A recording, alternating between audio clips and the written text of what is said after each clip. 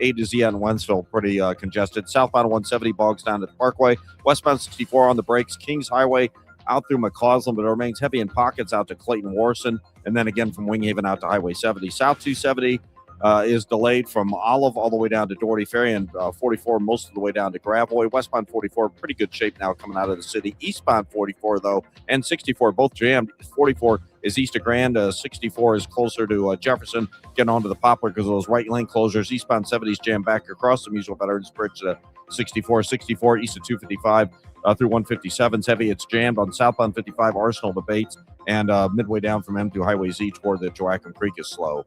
Next update at 5:20 from the Michaels Flooring Outlet.com Traffic Center. Brought to you by USPS Ground Advantage. Pump up the volume. Business moves fast. Pump up the volume. When you ship with USPS Ground Advantage, you can keep up with confidence. Visit USPS.com/Ground Advantage to learn more.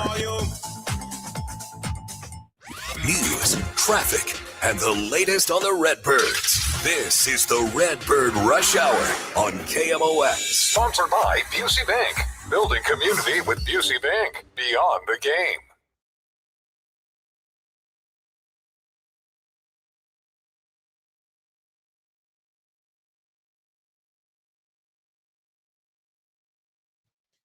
Hi, guys. Welcome into Thursday. It's also, quote-unquote, opening day for us this week on Redbird Rush Hour. We haven't had much to work with. I guess not, yeah. Yeah, we haven't had much to work with. We didn't have a show Monday or Tuesday because of the Eastern time starts, and yesterday because of the 3 o'clock start. So, hi. Happy new week. We spent some time in the sports office watching the game We did, together. so it felt like Redbird Rush Hour a little bit. I felt like I've done a show with you this week. Yeah, we've been talking ball, and, of course, we talked on DGS as well. A lot to do, man. I mean, we got an hour to set it up. The Cardinals are off tonight, so it's kind of a good reset night now. You're 12 games into the new season, and I think the overall vibe, Matt, is that so far it's been fun. Yeah. It's not perfect. There are flaws. There are issues. There are things that are going to need to be fixed, and it's a long season. Now, I tell this to people every year, no matter how their team starts, good or bad. Just don't get too excited and don't get too upset. You're going to have great stretches for bad teams. And the Rockies just swept the Astros. Mm-hmm. You're going to have terrible stretches for good teams. Mariners are off to the worst start in baseball, and I think we all know they're pretty good. So, the 7-5 start isn't necessarily telling us what they're going to be, but it's fun, and it's showing us what maybe some of it can be as we move forward. And it's okay to enjoy the way they've been playing. Like, I think it is very clear that this group of players cares. Like they're pulling in the same direction. If you want to be cliche, they're putting a very good effort on the field on a night in, night out basis. We don't know what it's going to look like in June, July, August. I'm not making any assumptions about that, but through the first 2 weeks of the season, I think the way that the team has played should be appreciated by Cardinals fans. And I don't think we have to put any disclaimer on that. It's just 2 weeks of pretty solid baseball. Yeah. I mean, look, you're winning more than you're losing. You're playing a fun style of ball. And that's going to be the case when you have a younger team. Sure. They're going to have a different energy than guys in their mid to late 30s. And think about it in general, it doesn't matter what your job is. Sometimes the longer and especially when you're struggling. And I think that's what we've seen these last few years, right? When you had guys that were older and veterans and you're winning, all right, nobody cares. It doesn't look bad. Even if it's lower energy, even if it's kind of workmanlike, stoic, workmanlike, whatever. When you're winning, it's fine. But when you're losing, that's boring. Right? I mean, that can be an okay way to play, but when you're boring and not good, it's a bad combination. When you're boring and good, nobody cares. But when you're struggling to get to the next level and kind of do what the Cardinals are doing and provide the opportunity for all these younger players, well, you better be fun. And at least to this point, it's been fun. We'll see how much fun they're having when they start slumping. Right. When you get into a position where maybe the bats go quiet, for a good period of time. If you look at it now, you're like the 6th highest scoring team in baseball. So, yeah, when you're scoring, when there's offense, when there's a guy like Jordan Walker doing what he's doing, it's easier to have fun. When they struggle, I think it'll look a lot alike because, again, they're young players that are trying to establish themselves, and that energy is partly tied to their urgency. And I don't think they were a boring team last year. I think they were a somewhat boring team the 2 years prior to that. Boring last year. Okay, so we would disagree on that because I thought at times they were a fun team last year. There were some moments the way they played, but what last year to this year is still, I mean, it's, if they were mildly fun last year, they're a lot of fun so far here in the first 2 weeks of the year. And again, to your point, a lot of that has to do with production. When you've got the league leader in home runs and Jordan Walker, well, that's going to be pretty darn cool. When you're scoring as many runs and when you're barreling the ball up, I keep going back to barrels. Hey, they're 6th in baseball in home runs so far. Yeah. So again, last year you're near the bottom of the league. Home runs are fun. I don't care what anybody says. So this is why it'll be fun. It'll be a good test. How are you? What does it look like when you're not hitting? Because that's usually the energy, like that's the measuring stick for energy. And you would think that's going to dry up a little bit because our big narrative going into the season is this lack team of power, doesn't have any power. So, well, that was before we saw the new Jordan Walker. Yeah, but one guy doesn't change it. Maybe if he's that guy, it does, but he might not be. This is the thing. We're still waiting to see how long it lasts. Even if he's a 30 home run guy, that doesn't mean you're a home run hitting team. No, but it definitely changes you. Yeah. Because your top 4 then is really good. Yeah, I like the top of the order. Yeah. I do. And I still think at some point in time, if Jimmy Crooks keeps doing what he's doing, they're going to have to take a long look at him. At some point, I'm sure they will. At some point, Joshua Baez could be on this team. If Nelson Velasquez gets going to AAA and looks the way he looked in spring, and he hasn't done that yet, there are potentially Lars Nootbaar. He's going to be back at some point in late May, early June. Yeah. So there are going to be ways that the lineup could even get a little bit deeper as we go along. And it's a really good start right now with what you have at the top of the order. To me, that's what makes it even more fun when you're looking bigger picture, because the top 4 guys, top 5, but assuming Walker is maybe not this level, because this level would be a lot, but like well above average for the whole year. If he's that and Gorman is just even a league average-ish, the top 5's pretty good. Yeah. And it's pretty weak after that right now. Even now, you are scoring and you are hitting home runs, but Mason Wynn hasn't hit yet. Pajes is not hitting. Nathan Church hasn't hit. Scott hasn't hit. So you still have half the lineup not hitting, and you're still having this, which, by the way, shows you how good like Walker has been in particular, because he's really balancing out the sheet. You know, he's got, 5 of their 13 home runs. So he's carrying that part of it for sure. And this is what I always thought, again, going back to my time covering another team in the division and watching the Cardinals from the other side, when Arenado and Goldschmidt were really good, as the opposing team, it felt like they were coming up every inning. They weren't. No. But those 2 guys being in the middle of the order, you were planning for them. There was a lot going into every single inning. So if you've got 4 dudes at the top of the order that are all producing at a pretty high level, they're essentially coming up every other inning. Some of those guys are, and that's fine. You can have a desert at the bottom of the order and occasionally get something from that group. That's right. But you just every other inning, you've got a shot with those guys coming up, and that's going to win you a bunch of ball games. Yeah. So what will happen as this season goes along is Walker will cool down. I mean, I don't see 1,000 OPS. And if that were to happen, story of the year in the National League. And if that happens, it changes the trajectory changes of the everything team. About your team. But I mean, it's not likely. It's franchise altering too. It's not just about this year. Because that's Albert Pujols' number. Yes. Right? 1,000 OPS is Albert Pujols' number. If he's that, holy crap. I don't think so. I think we should be more reasonable. Expect some slumps. Expect some streaks like this. And what we want is over 6 months for that to be an above average hitter who belongs in the cleanup spot. Well, Kevin, here's the next thing that's going to happen, because he's changed his swing. He's changed his approach. He's changed a bunch of things. So guess what? There's a bunch of really smart people in Major League Baseball. Yep. They're going to start doing differently. Yes. Yeah, they're going to do things differently. They're going to approach him in a different way. And the question is, can he react to the reaction? So that at some point in the next 2-3 weeks, I would suspect some version of that's going to happen. And we are going to learn so much about Jordan Walker when that starts to happen. You know, we talked about him today with Ricky Horton on DGS, and Ricky was describing how he's just like so much calmer, so much happier now. Having success helps that, right? But he said even in spring that was true. when he was struggling in spring, right? He was not having success in the games. But I think a lot of things are true here. But I mean, it starts with what Ollie and Brant Brown said on the Gas House Gang last year. He needs to buy in, and he needs to put in the work. I mean, that's a paraphrase, but that was the message, right? Yeah. I mean, there was no other way to read that. And it got headlines for a reason, because it was a very blunt truth. And since that time, he has clearly bought in to whatever changes were necessary. He went to Driveline, put in some good work there, kept up with that work down in Jupiter, and even before spring training, but kept up with that work. And I don't think there's much question here that part of the feedback loop that's established is not just what you see in games. It's also what he's getting in the lab. It's also because you have things now you didn't have before that can show you, no, you're okay.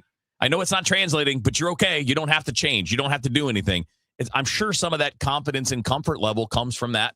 And then you start putting up numbers and you're like, all right, great. And it had to translate at some point. Yes. That's why I think it was so important that he did get off to a good start, because then there is actual empirical evidence that what he is doing is Builds your actually confidence. working. So that's a good thing. But give him all the credit in the world as he has gone through this buy-in process. And I think it started with Driveline, where I think they broke down a lot and he had to build almost from scratch. Yeah. I mean, it looks very much the same, but we know this. He's swinging at different pitches. He's swinging at better pitches, and that's a great thing. Nice to see him off to a great start. We got pitching stuff to talk about as well today, so hang tight. We're going to cover it all in this hour. Matt, Pauley, Kevin Wheeler with you here on Redbird Rush Hour. There's a difference between liking a house and actually getting it. Redfin is built to make up that difference and close the gap between finding and owning the home for you. Redfin agents close twice as many deals as other agents, so when you find a home you love, you're not a step behind when it's time to make an offer. That means less watching great homes disappear and more focus on the ones you'll actually move into and call home. Redfin helps turn saved listings into real addresses. Get started at redfin.com. Own the dream. Wait, everything on this IHOP value menu is just $6? I told you it was amazing. A huge plate of pancakes, bacon, and eggs is just $6. Wow. There's also French toast, a ham and cheese omelet, and they got a BLT and fries now. Okay, we're coming here every day. You don't have to tell me twice. Feast for just $6 with the IHOP value menu. $7 in some locations, available every day for a limited time at participating restaurants in the U.S. Hours may vary. No substitutions. Not valid with other discounts or promotions. Prices may vary.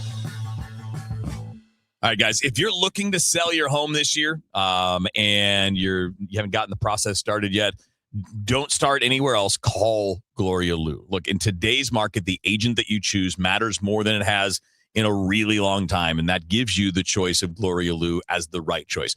Look, you've definitely heard of her. You've heard the spots here that Debbie and we talk about her for a reason, because we believe in what she does. So with Gloria Liu, with Your Home Sold Guaranteed Realty, you're getting a system that works. And that's important, right? To have a process. We talk about this in sports all the time. Have a process that works. She does. She's got thousands of buyers in waiting. So there are people there looking to buy homes in the St. Louis area, and the buyer for your home might be there, but you won't know it unless you work with Gloria Liu. On top of that, you have the experience of 23 years in real estate.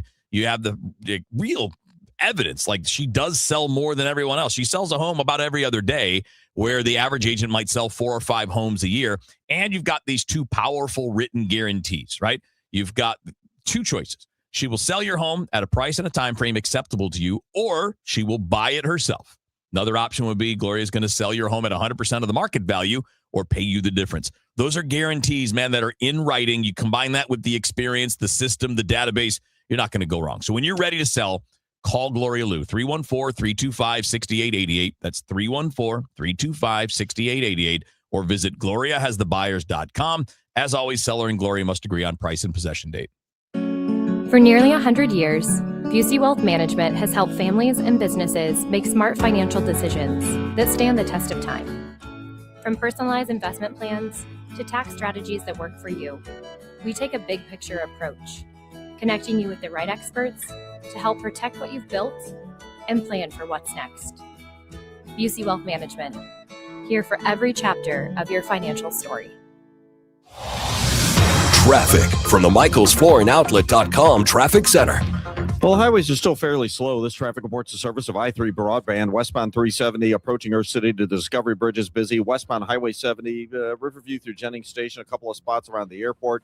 from 5th Street out to Zumbel, and then A to Z out in Wentzville after that. Westbound 64 is still a solid jam approaching Kings Highway to Clayton Skinker. Slow from there all the way to Hanley, Lindbergh to Ballas, a little busy, Clarkson to Topgolf, and west of Winghaven out to Highway 70 now. Southbound 170, Ladue to 64, north 170, north of 64 up through Delmar is kind of slow, and then again Scudder through Airport. Southbound 270, south of 364, both ways between almost Olive and Manchester are busy, and the southbound stuff opens up as you get south of Manchester for the most part. Downtown 44 is backed up east of Grand, 64 west of Jefferson across the Poplar where those right lanes are the only ones open at the Illinois end. Westbound 44 between the bridges delays, eastbound 70 backed up on the Missouri side of the Musel Veterans over to 64, and 64 delays typical through 157. Southbound 55, Gasconade Bates, and then just a brief slowdown at Z. Spring is here. Time to toss out the dusty treadmill and your leggy cable internet. Upgrade to 100% in-home fiber from i3 Broadband. Plus, we're springing forward with our longest price guarantees ever on our gig speed internet services. No data caps, just pure speed.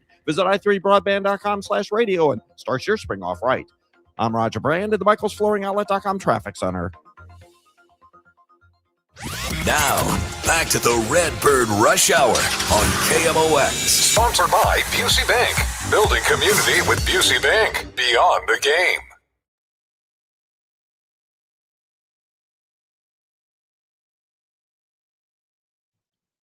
Hi, it's Redbird Rush Hour. Matt Pauley, Kevin Wheeler with you here on KMOX. Feel free to chime in, by the way, if you're on the stream, YouTube, Facebook, and Twitter. We obviously have the ability for you to throw us messages that way. Let's talk about pitching for a second, Matt. It's been all right. You know, some parts have been bad. Like the middle to back end of the bullpen has been pretty terrible. I shouldn't say the back end.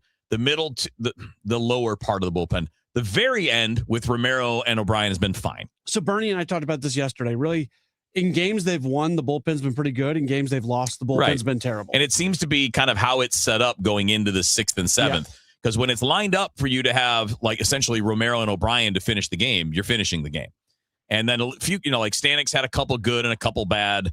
A lot of the pen has kind of been that way. Although George Soriano's been good with his opportunities. It's not like it's been elite, but it's been pretty good. And Graceffo's had 2 good ones and 1 relatively shaky one. It's 12 games, obviously, with that context in mind. Are you at all concerned at how low the strikeout rate is for the team? Yeah. Because I'm looking at it, Michael McGreevy, not a shock. Again, none of these are shocking, but he's 5 per 9, basically, which is low. He had the worst stuff plus of any pitcher yesterday in baseball. But his command was amazing. Yeah. Yeah. So his command is overcoming some of that stuff issue right now and not getting a lot of swings and misses. But you look at the rotation, 5.4 strikeouts per 9, 5.6 for Liberatore, 4.5 for Leahy. 4.5 for Palante. Dustin May's good. It's 8.6, almost a strikeout, but he can't get anybody out. Yeah, he's got a 15 ERA. So, again, that just goes to prove the point that velo and strikeouts are not by themselves enough. But missing bats more will certainly be helpful. And there's nobody in the bullpen really doing it either. I mean, Riley O'Brien is pretty close to it at 8.6, but a reliever, typically closers are double digit. They're 10, 11, 12 per 9 strikeouts. But I don't care about that. Like, for him, that's fine. Like, if you're near 9, I'm okay with that. That's perfectly okay. But a lot of the others, Soriano throws 100. He's striking out 4.5 per 9 innings. Now, Stanek's getting strikeouts, but he's kind of in the Dustin May category where, okay, that's great, and you're throwing hard, but you're making too many mistakes. You're giving up too much loud contact. That a concern to you moving forward? Because I think it is, but I think it's one where there's still room for improvement with these particular players. Yeah, so the way I view it is, like, I'm aware of it. Because if I believe in a certain group of, if I have a lack of belief in certain players and then they are performing in a way that is the reason that I don't have confidence in them, then I'm concerned early on in the season. When I think there's a bunch of guys who can do better and they're not doing better, I'm aware of it and I'm going to let it play out a little bit longer. I'm not going to freak out about it. Yeah. So that's where I'm at right now. And some of those guys, like, I don't care about Andre Palante's strikeouts because that's not who he is. No, that's what he is, right? Right. So there's some of those guys that you listed. But Liberatore was over 7 per 9 last year. And again, it's so early. That's why it's not a judgment. It's just more an observation of an early trend. And he was a little bit better in his last start. He had the one inning where he struck out the side. I don't have the exact numbers in front of me, but it felt like there was more swing and miss from Liberatore in his most recent start. So, the fact that Matt Swanson has had such a slow start to his season. Yeah, because he was 10 per 9 last year. Yeah, that plays into this as well. I think Libertor's numbers are going to go up in that area. I think Leahy's numbers are actually going to go up a little bit. Hope so. But we'll see. He was over 8 per 9 as a reliever, but it's only 5.5, 4.5 as a starter. Yeah, and he's not going to be what he was as a reliever because the velocity isn't going to be there when he's starting and not relieving. So you got to. He's down 2 miles an hour on every pitch that he throws. Yeah, and Michael McGreevy's down 2 miles per hour on, which is weird. It is. I don't know what's going on there because he doesn't seem to be. We haven't heard anything about being hurt or anything like that. No, and could just be mechanical. But he's throwing strikes, so it's not like a massive concern. I need to go look at his velocity early on in the season in the last couple of years. Compared to like, see if he's a slow. The problem was a lot of his early starts last year were in Memphis. But you can still look at the velo. Yeah. No, I'm just saying we haven't seen it, so maybe that's just him. Maybe in April because there are pitchers that build up and they don't really hit their full peak velocity until the weather warms up. Yeah, so that might be it. So I guess you want like an answer from me. I'm not worried, but I'm certainly aware of it. Like I don't think it's nothing. I'm not trying to be dismissive of it either, if that makes sense. No, that's the point. That's again at this time we shouldn't be drawing any conclusions. We just observe and then we kind of see. Okay, this is something you put a bookmark on it. We're going to keep tracking it as we go because I would think some of it's going to change, but we also know that like the turnaround that they're making. You look at how they're using player development, the way they're using the draft now, the types of players, the Tanner Franklin, Liam Doyle, those kind of guys. Richard Fitz is going to add to that when he's here. I would think he gets some strikeouts. At least he did in the past. But there are ways where you can see that it's going to take time to make that transition. Yeah. So you are trying to develop more power arms and more swing and miss, but you're not going to flip the switch and just do it overnight. Not without signing proven players. Right. Real quick, McGreevy last year, March 28th was his first game at AAA, pitched against Louisville. Velocity was his sinker topped out at just under 94, and his four-seamer topped out at 95.5. So he did have that's up compared to like right now he's 92 on high end, and he's averaging about 90. Yeah, so that he did have velo for his first start of the year last year. Yeah, that would have been gas in 1990. It would have been. It was a big deal. When I was in high school and college, if somebody threw 90, it was like, man, they're throwing gas. Now it's like, yeah, nice changeup. It is. 90 doesn't mean anything. No. I mean, it does, but not what it used to. Right. That's for sure. Matt, Pauley, Kevin Wheeler with you here. More baseball, more pitching talk specifically coming up. Game day comfort steps up to the plate Saturday, April 11th, when the Cardinals face the Boston Red Sox downtown. That night, fans can score a Cardinals dugout hoodie presented by Mercy, built for cool nights, late innings, and early season baseball. It's a classic, easy-to-wear layer you'll reach for all year long. Available in medium or extra large while supplies last. Don't miss this spring matchup. Get tickets and details at cardinals.com/promotions. Every Sunday home game is a Kids Sunday at Busch Stadium. From Team Redbird and games to a kid-friendly DJ, ice cream, and family-favorite activities. Sundays are built for young fans. Plus, select Sundays feature kids run the bases after the game. It's a day made for smiles, memories, and Cardinals baseball together. Make Sundays your family tradition at Busch Stadium. Tickets and details at cardinals.com/KidsSunday. The smartest way to do your homework is Hackman Lumber.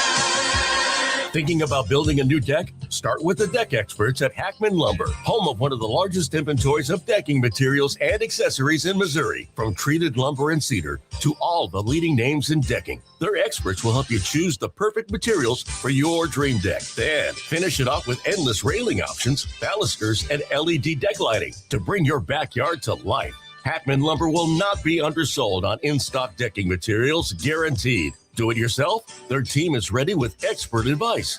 Need help from a pro?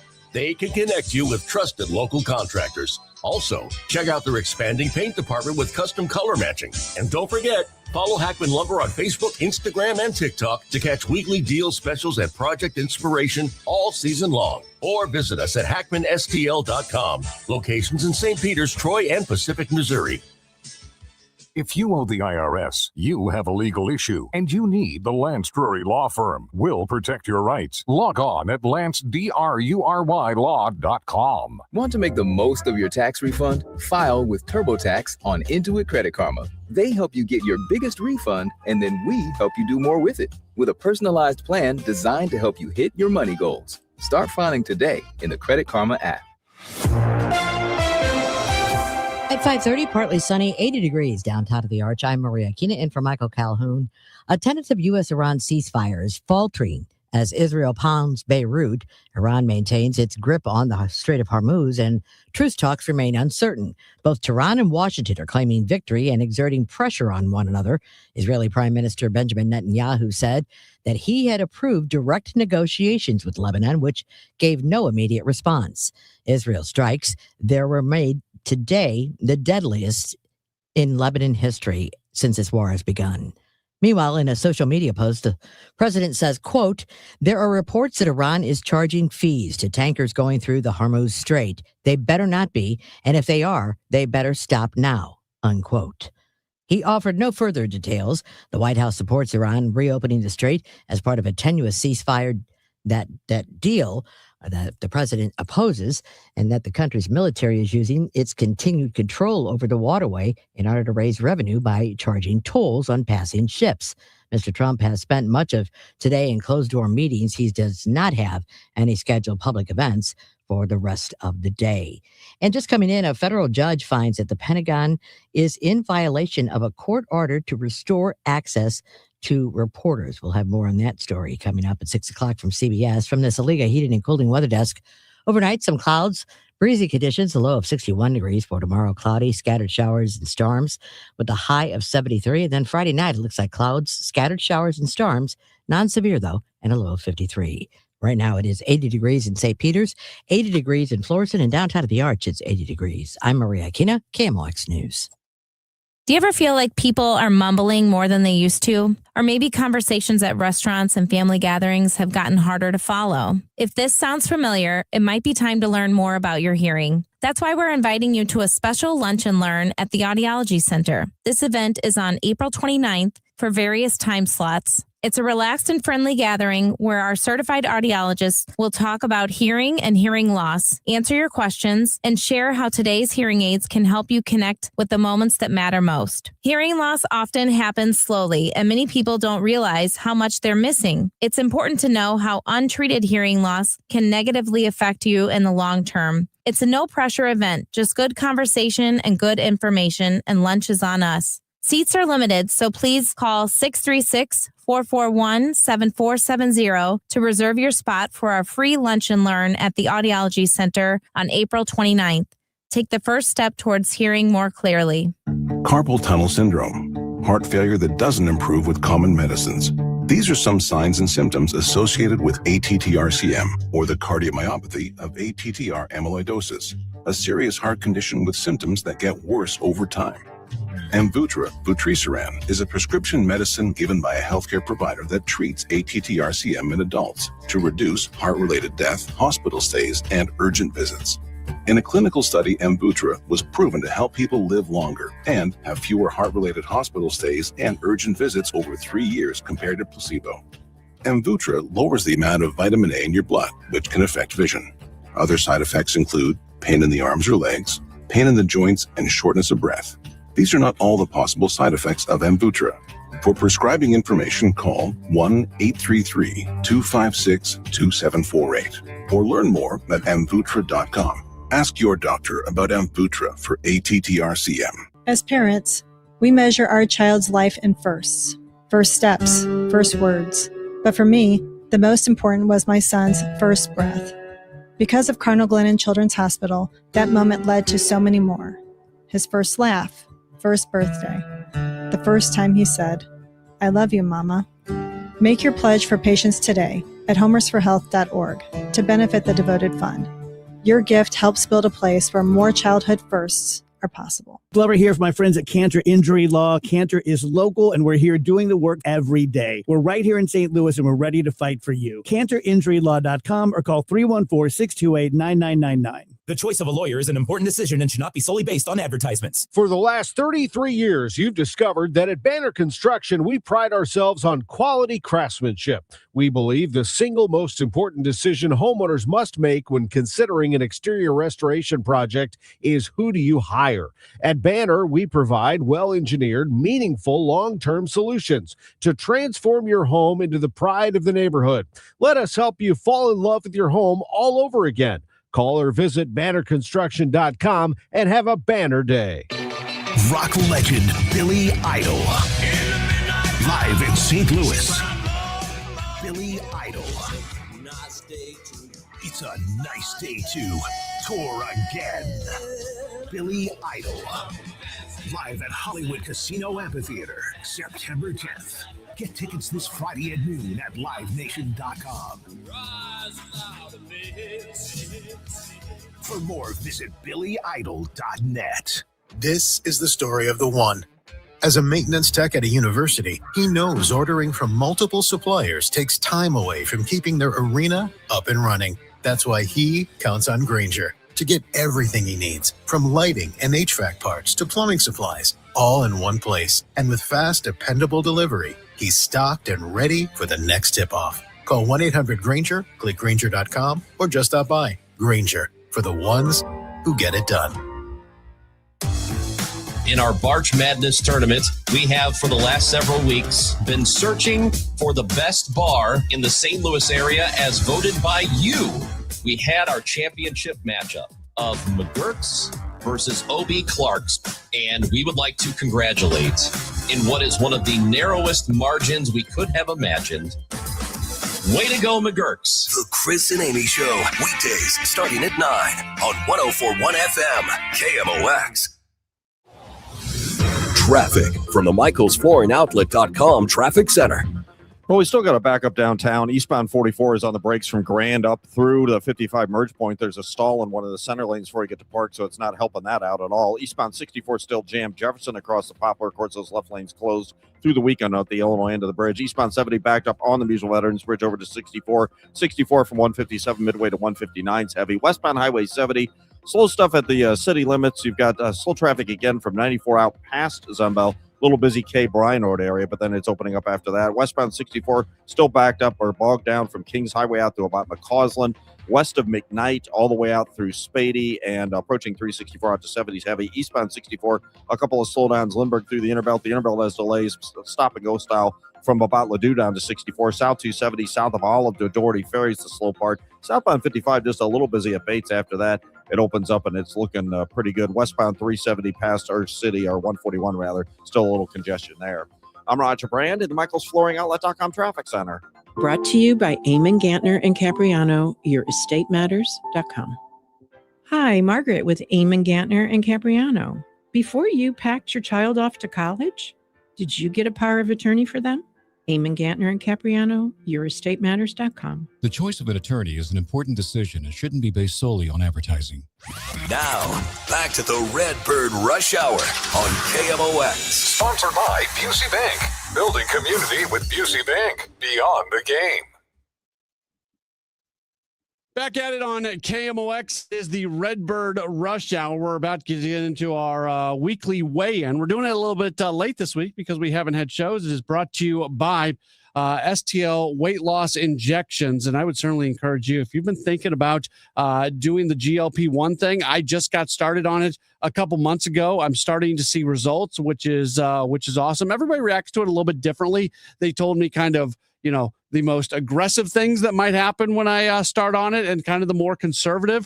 For me personally, it has been a little bit more on the conservative side of things, but I have absolutely seen results. And it's nice when somebody will say to me, hey, looks like you lost a few pounds, something like that. I get that every once in a while when I walk into here at the station. My wife's been saying those things to me. So it's really nice because my weight is something that I have been struggling with. And it's for whatever reason, you eat healthy, you work out every day, and for some reason, some bodies just don't react the way you'd like them to react. And that's kind of been my story. So it's been really nice for me to know that I'm finally using something that's actually going to help me lose the weight that I've been trying to lose for a very, very long time. If this is something that you want to do, I would encourage you to check them out for yourself. Head to stlweightlossinjections.com, stlweightlossinjections.com.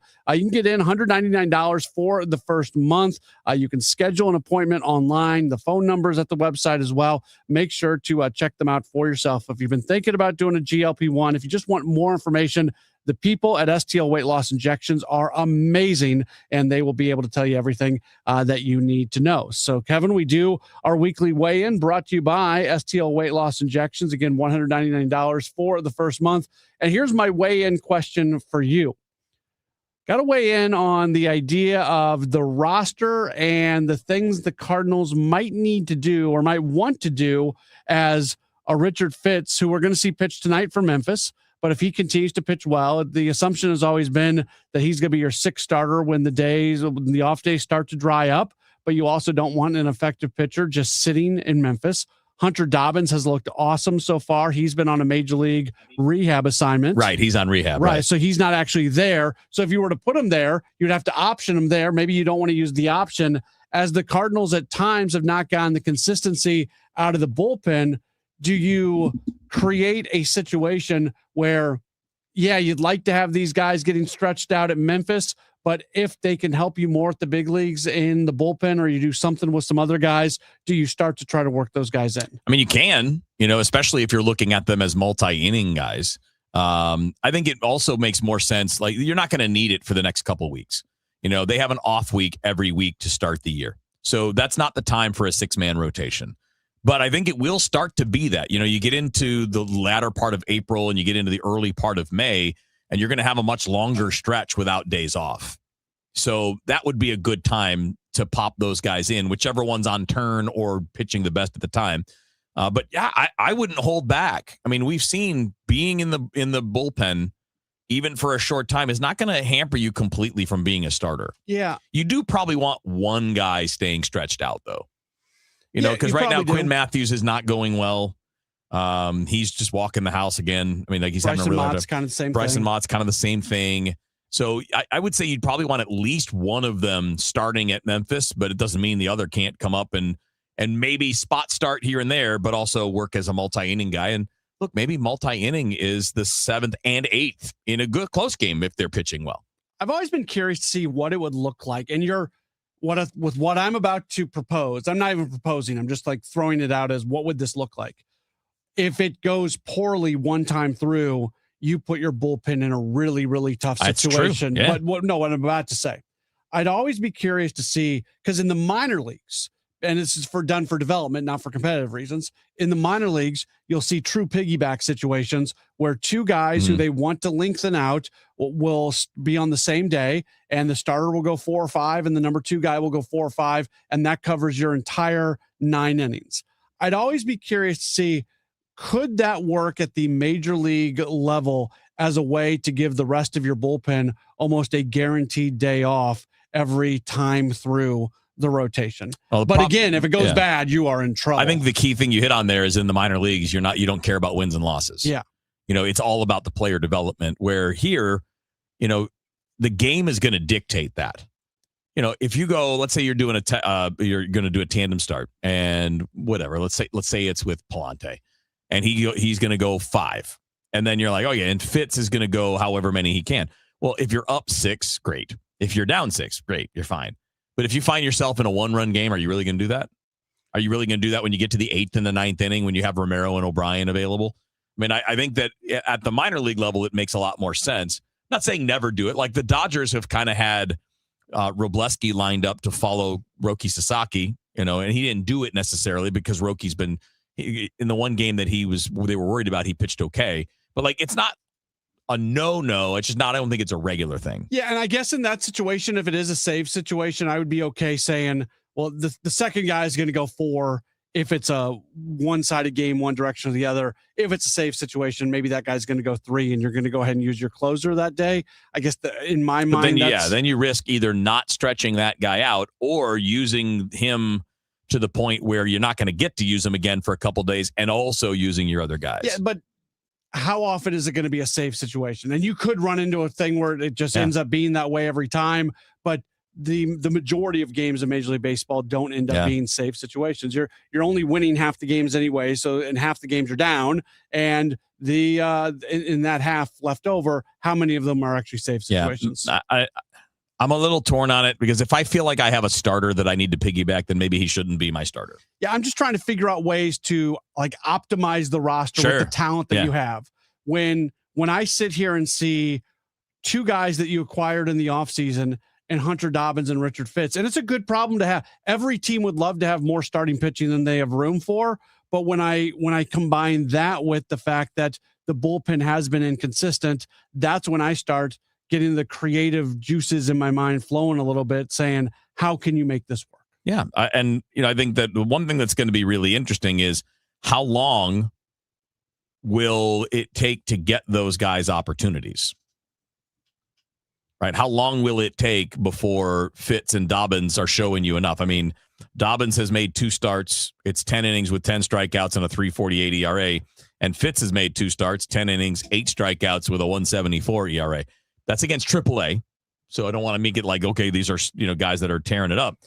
But at some point, you want to get something out of them at the major league level rather than just having them spend all that time there. Because I think both of them are at a point where we're not learning much about them at AAA. No, and let's go back to last year. I think if you and I would have been running things last year. Oh, yeah. Michael McGreevy would have been here a lot earlier. Yeah. And I think we can look back at last year and lament the fact that McGreevy was not brought up earlier. And there's actually a scenario where that cost the Cardinals an opportunity to be a playoff team last year. They were not that far away from being in playoff position, and they're running Eric Fetty and Miles Michaelis out every 5th day. So I don't want this to be a year where we get done with it and we're playing the what could have been game with Dobbins and Fitz not getting opportunities. Yeah. I'm less worried about the what could happen in the standings and more about, hey, look, we need to evaluate Dobbins and Fitz. That's true, too. I mean, we need to know what we have going into the offseason. And look, they both have stuff, especially Fitz, that plays at the pen.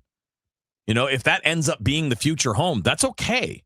Because you have a lot of young starters, and some of these guys are going to be busts, and some of them are going to be good. And I'm sure you're going to acquire some more, either at the deadline or by signing a free agent here or there at some point in the not-too-distant future. So it's okay if it ends up going that way. And as we've seen with Liberatore and Leahy, you can spend a year or 2 in the bullpen and then come back to the rotation. Sure. So to me, this year, I want to evaluate them against the best hitters in the world as much as I can. That'd be my number one goal. I would agree. And again, ideally starting, you want to have guys in case somebody goes down. But if it means in the pen, it's okay too. Yeah. All right. Matt Pauley, Kevin Wheeler with you here. Sports Open Line is coming up after the top of the hour. We'll get a tease on that and finish up our baseball talk next year on KMOX.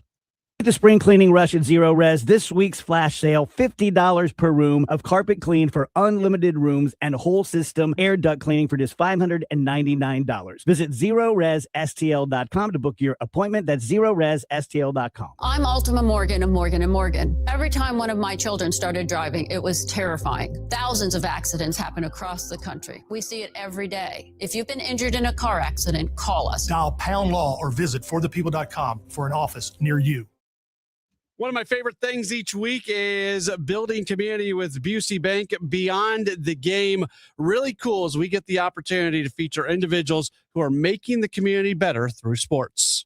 Solomon Alexander is the director of the St. Louis Sports Foundation. The foundation is the charitable arm of the St. Louis Sports Commission, and their mission is largely centered on fostering sportsmanship. Dubbed the sportsmanship guy, Alexander explains why sportsmanship is so important. When you forget the scores of the game and you may forget who won what in which year, nobody forgets how people treat them. Your relationship with most people is based on how they treated you.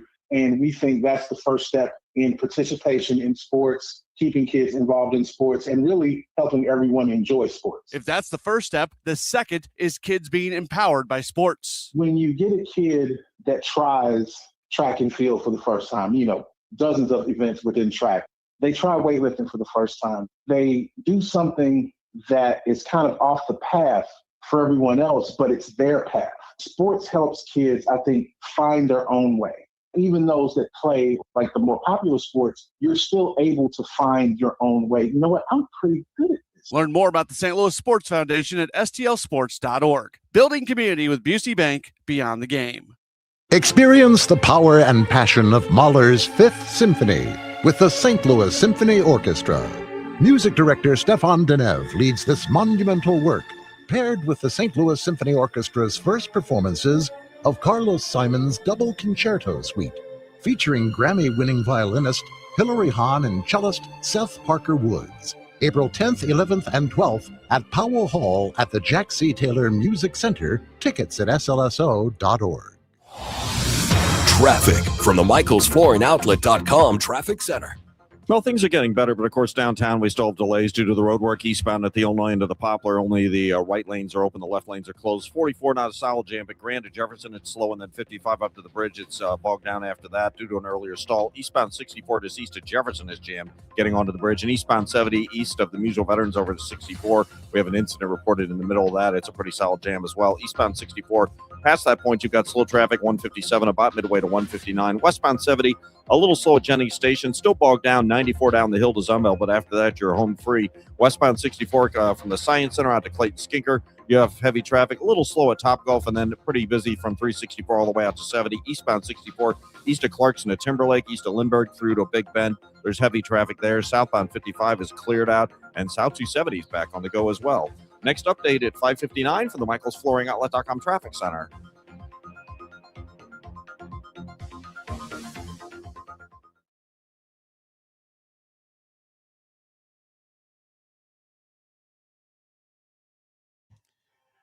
A few minutes left. Matt Pauley, Kevin Wheeler with you here. Let's talk catching. That's your favorite thing to talk about. I love talking catching. This isn't going to be the nerdy part of it, though. So even though I don't think it's going to work long-term with Herrera back there, you know that I'm okay with doing it in this kind of a year. Sure. Like, it's fine. Just as long as he's not getting hurt, it's totally fine. Work with it. See if it's one of those things you can do a game or two a week. Totally cool. Fine. And he's been fine lately. He's all right. I mean, he can't throw, but, you know, it hasn't mattered yet. Yeah. It hasn't cost them big yet. So that's until it does. And again, even this year, I'm not going to lose my mind about it. I just my opinion on him is just an observation. It's not that I don't want him to try it. It's more that I look at what he does and I just don't think it's going to work. Because I also know that Jimmy Crooks can do it. And I know that Leo Bernal can do it. And I know that Rainiel Rodriguez is going to be in this picture before you know it. How long does it take before Crooks will get real run in the big leagues? Because it's not going to be now, because I would guess, because he's off to a great start at Memphis, I'm going to guess they want him to cool off and then see how he bounces back, because he's off to this great start. I think they probably want to see that a little bit and maybe see where he is in a month. So is a month a reasonable time, or you think it takes longer than that for them to go, boy, you know what, we could use a different look in here? You know, I'm never going to lie to you, Kevin. I'm never going to lie to our listeners. It's just not, when I don't know something, I am very willing to say I don't know. And I know what I want, but I don't know what they're going to do here. Yeah. And I almost said I don't know what they're doing, and that sounds like a criticism. Yeah. That's not what I meant. But I literally, it's not me being critical of them. I just don't really know what the plan is, because like I've talked about so often, you've got a finite time where you can really find out some things about Jimmy Crooks at the major league level with all those other guys coming in behind him. And I would get him up as soon as you possibly could, but that they also sent him down in spring training. He was one of the first dudes reassigned to minor league camp. And I was surprised, and I knew that they were having a hard time finding innings, but I didn't think finding innings for him in spring training mattered. I would have rather seen him get more time in the big league games. So I want to see him get some run. This is not a shot at anybody else, but I just think if you're going to tell us that you got to make decisions about the future, well, learning about Jimmy Crooks is a key part of the future. Yeah, I think that's kind of my side. Is it's kind of how I feel about Fitz and Dobbins. You've got to find out something this year. I think we know, like, look, Pedro Pajes is 27. He's a good defensive catcher, but he clearly isn't perfect. Like, he's a bad blocker. And that was true last year too. And so far this year, the framing hasn't been good, but it's too early. You can't determine that in what 9 games played or whatever it's been. Like, that's not That's not a fair way to evaluate it. He was better at it last year. In fact, very good at it last year. So, but I think, he's 27. It's his third major league season. He's not your long-term starting catcher because he's also not much of a hitter. That's where you want to see, okay, Crooks needs to get Crooks and or Bernal, one of the two, preferably Crooks now because he's a year further advanced than Bernal in terms of player development. Get some run at an extended run of playing 4 or 5 games a week. I want to know going into the offseason if I think he can be my catcher, part of the, catching tandem, whatever. I want to know. I don't want to go into the offseason without knowing. This is not in any way expressing doubt. I'm just saying this is what I think we all want to see, and I'm guessing they do too. I would hope so because, he's really good. He's done everything in the minors you can ask of a player to do. He's always hit at least reasonably well, usually better than average. He's a great thrower. His reputation is that he's a gamer and he's a worker and he's a pregame planning guy and all that stuff. The only way to find out here is to let it happen, and that is a guy who could be a long-term part of the picture for you. Yeah, and it becomes more pronounced as we see Pedro Paez struggle, really both from an offensive standpoint and also from a defensive standpoint. He's let some balls get by him this year. I don't think this has been his best defensive season. Yeah, again, so far it's not been good. His blocking was bad last year, so that's not new. He's not a good blocker. I just don't think he moves very well. But he throws well and he calls a good game. He does two things very well. And pitchers trust him. And the pitchers like him. And that's a big part of this equation. But the only way they're going to trust Crooks, though, is if he gets those opportunities. They didn't trust Paez until he got the opportunity to go work with them on a day-to-day basis. So that trust has to be built through playing. And I think that will happen. It shouldn't be now. I wouldn't say now, even though I'd love it. But I would say in a month, if this doesn't change, maybe it's time for a look. And if he doesn't slow down, you need to get it sooner than later. If he doesn't slow down, that bottom 4 in the lineup would look a lot better with a lefty who's doing a little bit hitting. All right, Sports Open Line is next. That's with my buddy Matt Pauley here on KMOX. Carpal tunnel syndrome, heart failure that doesn't improve with common medicines. These are some signs and symptoms associated with ATTR-CM, or the cardiomyopathy of ATTR amyloidosis, a serious heart condition with symptoms that get worse over time. Amvuttra, vutrisiran, is a prescription medicine given by a healthcare provider that treats ATTR-CM in adults to reduce heart-related death, hospital stays, and urgent visits. In a clinical study, Amvuttra was proven to help people live longer and have fewer heart-related hospital stays and urgent visits over 3 years compared to placebo. Amvuttra lowers the amount of vitamin A in your blood, which can affect vision. Other side effects include pain in the arms or legs, pain in the joints, and shortness of breath. These are not all the possible side effects of Amvuttra. For prescribing information, call 1-833-256-2748 or learn more at amvuttra.com. Ask your doctor about Amvuttra for ATTR-CM. Spring is here. Hi, this is Tim Gamma. And I'm Tom Gamma. When it comes to tree care, call the name you can trust. Gamma Tree Experts, founded by our dad, Frank Gamma, in 1954. Frank will be 91 this year, and the third generation of Gammas have joined the business. Call our team of certified arborists to inspect your trees and shrubs today. Knowledge and quality are hallmarks of our reputation. Now in our 72nd year. For pruning, fertilization, and removal, call Gamma Tree Experts today or visit us at gammatree.com. Your trees deserve the best care.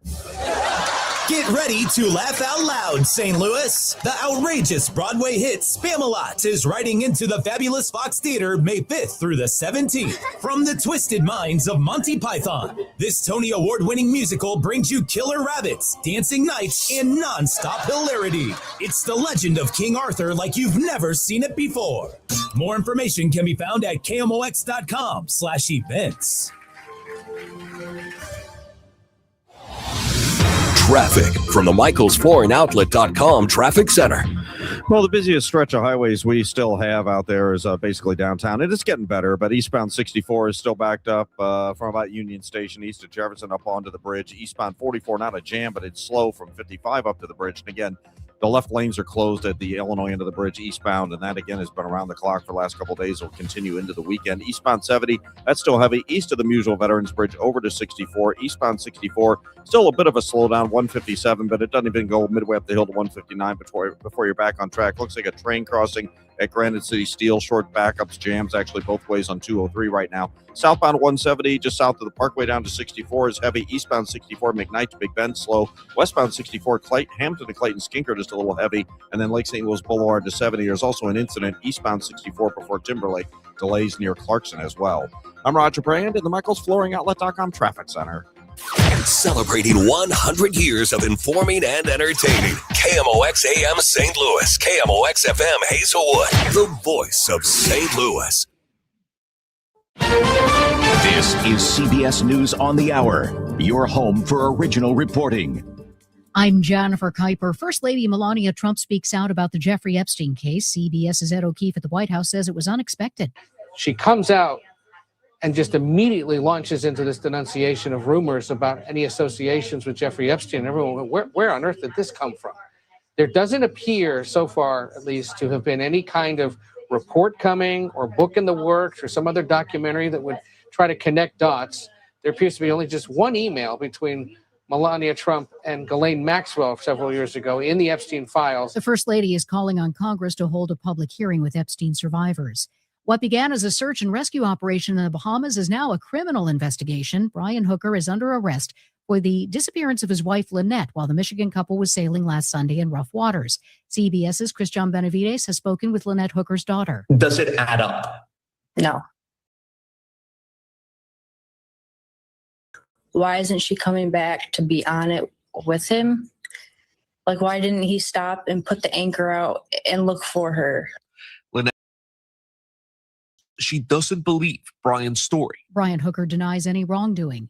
The ceasefire between the U.S., Iran, and Israel is hanging on, but apparently just by a thread, as Israel strikes Hezbollah targets in Lebanon and oil only trickles through the Strait of Hormuz, which President Trump posts on social media is not the agreement with Iran. CBS's Natalie Brand says here in the U.S., oil prices went back up Thursday, impacting small business owners like Tony Stafford. Our biggest competitor now is the gas pump, And, every dollar that a person has to spend additionally at the gas pump is a dollar less in the communities that they support, the restaurants. Experts say it could still be weeks before gas prices start to significantly fall. U.S.-Iran peace talks are set for this weekend in Pakistan. CBS's Michael Wallace reports the U.S. Postal Service is suspending contributions to a federal pension plan. The agency announced it will temporarily stop making $200 million payments every other week for its employer contributions to the federal employees' retirement system. The Postal Service's chief financial officer says there will be no immediate impact to its current or future retirees. The suspension of those payments should save the cash-strapped agency about $2.5 billion this fiscal year. With high confidence in all systems needed for re-entry tomorrow night, the Orion spacecraft is set to splash down off California. NASA's Amit Kshatriya. Tomorrow evening, Reed, Victor, Christina, and Jeremy, the crew of Artemis II, will come home. They will have traveled 400,000 miles. They will have seen what no living person has seen. This is CBS News. The stars shine brighter on CBS Morning. This is a slam dunk. So cute. Y'all came in singing for me today. On CBS Mornings. Straight Talk Wireless presents Pickup Truck Wisdom. The smartest way to spend your money is not to. Straight Talk offers free 5G phones for new and existing customers on Verizon's 5G network. So the refund money I don't spend on that free phone is the refund money I get to keep for my family. Smart. Find us at straighttalk.com and Walmart. Straight Talk Wireless. Straightforward. Always.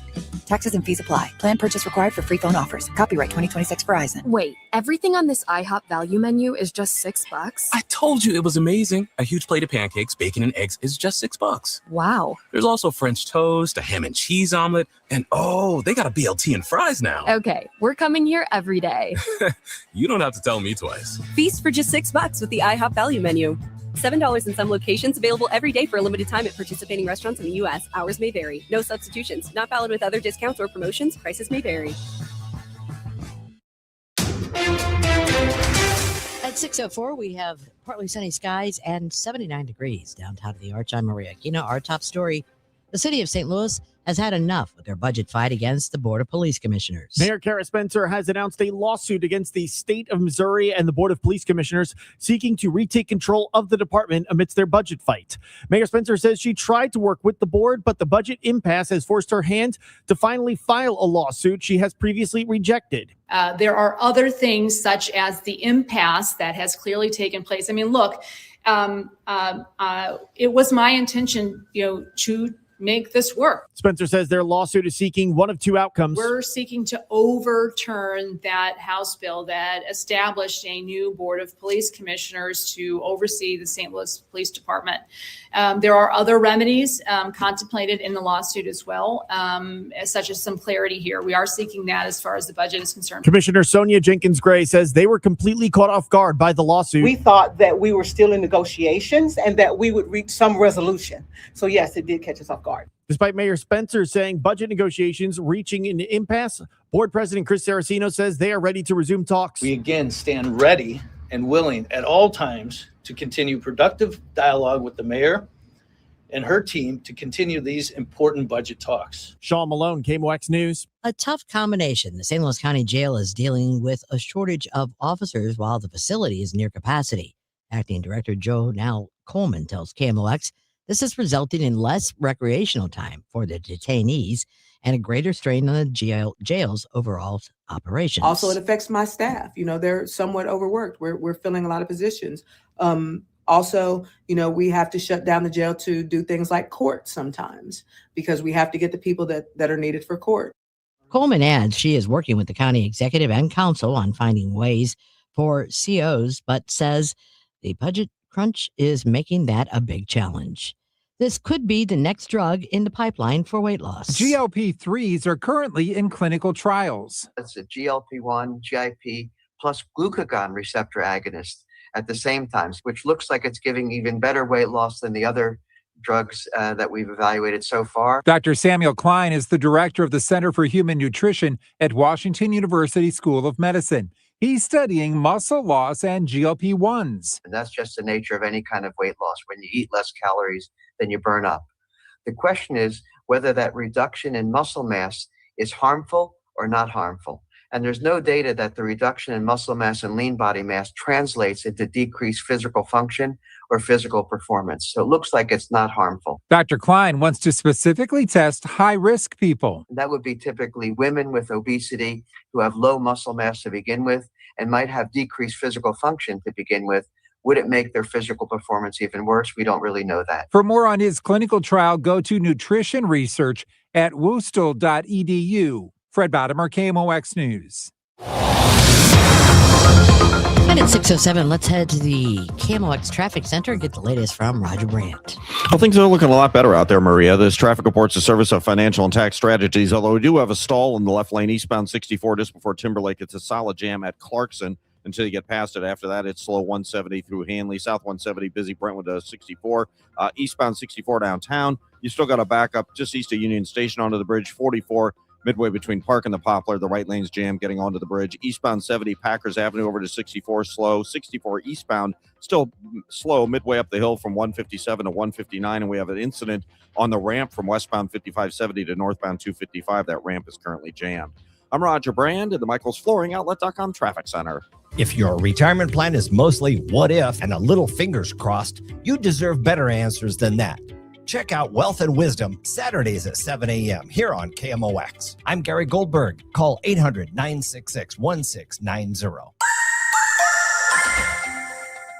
We are getting into an unsettled weather pattern over the next several days, but Friday, Saturday, and Sunday, it's not a severe weather setup. That could be changing next week. But overnight tonight, let's call increasing clouds the story. It's breezy. It's mild. 61 for the overnight low. Quite mild for any evening plans. Friday, clouds dominate. Scattered showers. Maybe one or two non-severe thunderstorms, 73, scattered the key word.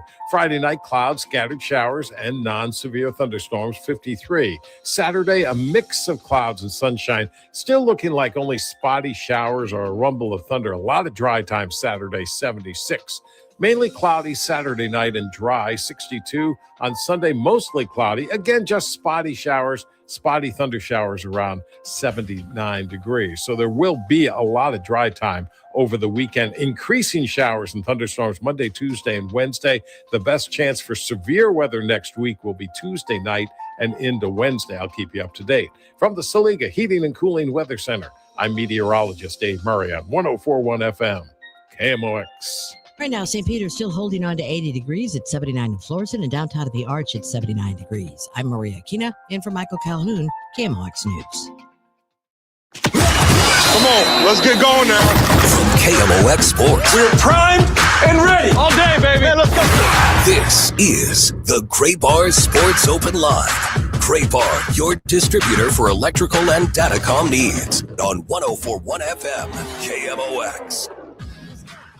Here we go. Welcome in. It is a Gray Bar Sports Open Line right here on KMOX, our final Sports Open Line of the week, because tomorrow night we will have Cardinals baseball. We'll be getting on the air right around this time, a little bit after this, as 7:15 tomorrow night, the first pitch as the Cardinals welcome in the Boston Red Sox, and they open up a 6-game homestand. We've got a very busy couple hours of the program coming up tonight. We'll talk a lot of Cardinals baseball, but we'll certainly get into a few other things as well. We'll talk a little Blues hockey. We'll talk a little SLU basketball. And we'll talk some City SC soccer as well. So here's what's coming up on the show tonight. Our first guest is going to be coming up in just a little while at about 6:35 when Gino Savarese is going to join us, Apple TV broadcaster covering MLS. He is going to talk City SC with us. Next hour, we're going to talk with KMOX golf reporter Dan Reardon from Augusta. He is covering the Masters. I'll confirm this when we get him on the phone. I believe that this is his 39th Masters that he is covering for KMOX, which is, I heard him talking about this on the Gas House Gang a couple days ago. He takes a ton of pride in the fact that he is probably the only radio reporter in the country that has covered that many Masters. There's one other guy, he said, in Arkansas, I think it was, who's covered a bunch, but really cool. It's one of the great resources that we have here at KMOX, somebody like Dan Reardon, who you can bring up just about anything in golf. And there's a pretty good chance he was there for it. And certainly he remembers it as well. So love being able to talk with him, and we'll get his thoughts on the Masters here in the early going. And then it is Thursday, which means we do our building community with Busey Bank Beyond the Game. We're going to talk today with the director of the St. Louis Sports Foundation, Solomon Alexander. Really cool conversation with him. They do amazing things. That's the charitable arm of the St. Louis Sports Commission, and I'm a big fan of everybody over at the St. Louis Sports Commission and what they do for our community and bringing in big events. But they also have this charitable arm, and the charitable arm is largely centered on sportsmanship. They have this belief that everything starts with sportsmanship and just the ability to experience sports and just the way things are supposed to go in the sports world comes back to sportsmanship. And Solomon Alexander, we're going to play back the interview that I had with him. It's really, really good. And I hope that you're able to enjoy that. We'll do that at about 7:20 or so this evening. We'll give you an opportunity to chime in as always. If you do want to, if you want to get involved in the program, best way to do so is to call or text at 314-436-7900, 314-436-7900, especially this next segment coming up. We'll have an opportunity to open up the phone lines a little bit in the text line and the tweets and everything if you want to get in here and talk all things Cardinals baseball. I'm curious to hear from you. It's 2 weeks, right? Like the disclaimer that we don't need to give. It's 2 weeks. It is still a very small percentage of the season getting started. But has it been good enough to pique your interest yet to a point where maybe you're having conversations about going to a game this weekend? And not somebody who had tickets for this weekend, but have they done enough for you to say, okay, I'm going to go support this team. I want to see them live. I don't think I would bet, and I wish this wasn't true, and I'd love to be wrong on this. I would bet that as good of a start to the season as it has been, I'm doubtful that any type of like large percentage of people have gone from the I'm not attending games to I'm attending games just based off 2 weeks of baseball. But I do think this is a group of players who are playing hard, who do want to win, and who absolutely deserve to be supported. And I hope that there's a little bit of a buzz at the ball. I don't think it's going to be like sold out crowds or anything like that, but I get the sense that there's going to be a few more people. It helps that the Boston Red Sox are coming to town. That's a team that only comes into St. Louis every other year. It's a chance to see Wilson Contreras. You're not going to see Sonny Gray. He's not going to be pitching in this series. He pitched yesterday, so he's not going to be available. But I'll be curious to see what the crowds are like over the next few days. And if you're on the fence right now, let me be the person to try to push you over and encourage you to check that out, because it's always a lot more fun. And it's that opening day comeback that the Cardinals had. I don't know if that's a comeback if the energy in the ballpark isn't what it is. And we know that can impact the team in many ways. So you'd love for it to start to come back a little bit here organically as the season does get going. We'll talk more about the Cardinals coming up in just a moment, like I mentioned, and the good things, what's real, what's not real. I think that's the question that a lot of people have. And that's what we're going to touch on coming up in our next segment. And if you want to text in or tweet in, this would maybe be the other question and I'd be interested to see this as well, of the stuff that's happened so far, especially from a positive standpoint. And we can do it from a negative standpoint as well, with like where the relief pitching is, the overall, even though relief pitching was pretty good over the last couple days, the overall numbers for guys coming out of the bullpen has not been great. So we don't need to be just positive. We can look at the positive things and the negative things at this point. What have you seen that you think is real? And what have you seen that you don't think is sustainable? So Jordan Walker, is what he's doing or some version of it, is that sustainable? Yes or no? The bullpen having a +5 ERA, do you think that's going to be something that exists throughout the year? Or do you think it's going to get better? I'll give you my thoughts on that, and we'll get into a few other things as well. That's all coming up on the program.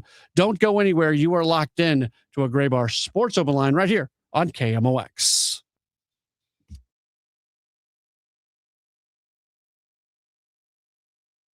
I'm Piera Palazzolo, VP of Digital Marketing for the American Management Association, a company focused on the management training skills needed to enhance the careers of business professionals. We did our research when it came to the best companies for website development and chose AmericanEagle.com. And we couldn't be happier. AmericanEagle.com worked closely with us to understand the front and back end requirements needed to launch an e-commerce website that could handle the complexities of running thousands of seminars nationwide. Our robust new website and improved SEO saw immediate increases in site traffic and web revenue. If you're in need of managerial effectiveness and success, visit our website at amanet.org. If you're in need of a website that provides an unparalleled consumer experience, I highly recommend AmericanEagle.com.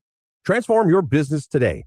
Dial 877-WEB-NOW-1 for a free digital consultation with AmericanEagle.com. Are you somebody that you're sometimes getting frustrated with the internet speeds at your home? I get it. I used to be that way. I'm not anymore, because in the Pauley household, we use i3 broadband, and I could not endorse i3 broadband any stronger than I am right now. I was a customer. I had i3 as my service way before I was ever talking about them on the radio. And it's kind of weird to be like super excited about essentially a utility that you need in your home. Basically, all of us need internet. We live in a world right now where you need internet. So you need power, you need water, you need gas, you need all this stuff. You need internet as well. And unfortunately, a lot of providers of internet, not so great. Just those micro dropouts that you have no reason, like, why is my internet out? And is it actually out, or is it going to be back in 2 minutes? And you're just sitting there waiting. Maybe it just is bogged down at times that you really need it to be moving along. Don't have to worry about any of that with i3 broadband. They've got great speeds. You can get 1 gig, 2 gig, 8 gig packages. They always mirror their upload and download speed. A lot of service providers don't do that. They won't tell you, but a lot of service providers will not tell you that they're not mirroring their upload and download speed. i3 always has you covered. Find out for yourself if they're available in your neighborhood. Head online, i3broadband.com/radio. That's i3broadband.com/radio. You know, here in St. Louis, word of mouth still matters, and I'm pretty careful about who I recommend, especially when it comes to something as personal as estate planning. I'm Tom Ackerman. My family has been working with the Lederman Law Firm for over 20 years now, and the reason is simple. They don't just create documents and send you on your way. They help make sure your plan works. Because let's be honest, life changes. Family needs and circumstances change. Laws change. But most estate plans don't change over time as needs, circumstances, and laws change. They're outdated, sitting in a drawer. People assume they're fine, and their plan will work when they need it to work. At the Lederman Law Firm, it's not a one-time transaction. It's an ongoing process. They build a plan to protect your family and your assets, and then for a fixed annual fee, they help keep it up to date as both your life and assets change. Check out the Lederman Law Firm at ledermanlaw.com or give them a call at 314-514-9100. The choice of a lawyer is an important decision and should not be based solely on advertisements. The Biz-5K, presented by Worldwide Technology, is back. Produced by the St. Louis Sports Commission, this high-energy corporate race is St. Louis's healthiest happy hour, combining fitness, fun, and unbeatable team bonding for companies of every size. Runners and walkers of all levels are welcome. It all comes together at Energizer Park Thursday, May 7th in downtown St. Louis, an office party like no other. Create your company team today at stlbiz-.com. It's Tom Ackerman for Ophthalmology Associates, the doctor's doctors, 314-966-5000 or online at youridoc.com. Don't miss Mosby Building Arts Home Improvement Shows Saturdays from 11 a.m. to 1 p.m. on KMOX. One of the last call-in shows where you can get live answers to your remodeling, design, and construction questions. Tune in Saturdays at 11 a.m. Brought to you by USPS Ground Advantage. Proudly serving St. Louis for over 100 years. KMOX, the voice of St. Louis.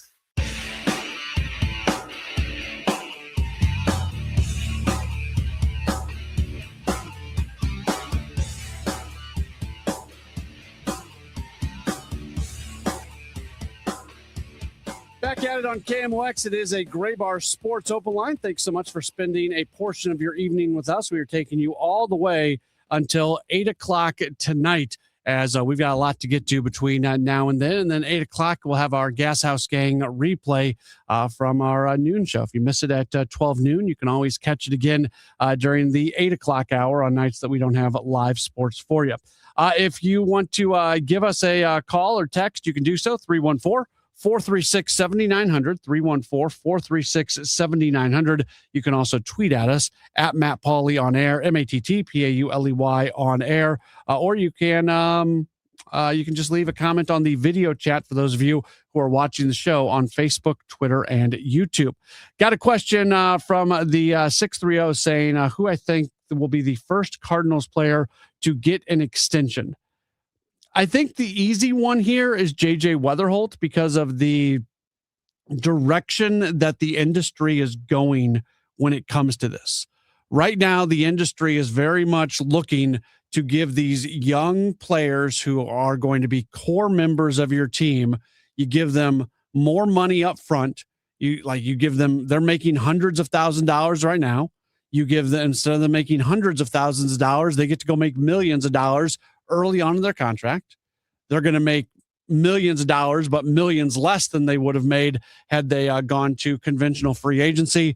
And you lock them in and you allow them to really be that core moving forward. And that's why we're seeing all these guys get these type of deals. And then John Heyman had reported on it as well. And I don't know how, these MLB insiders, sometimes they get stuff right. Sometimes they don't get stuff right. So I always take those reports with a grain of salt. I've asked general managers and president of baseball operations, both on the record and off the record, like when this stuff comes out, how often is it right?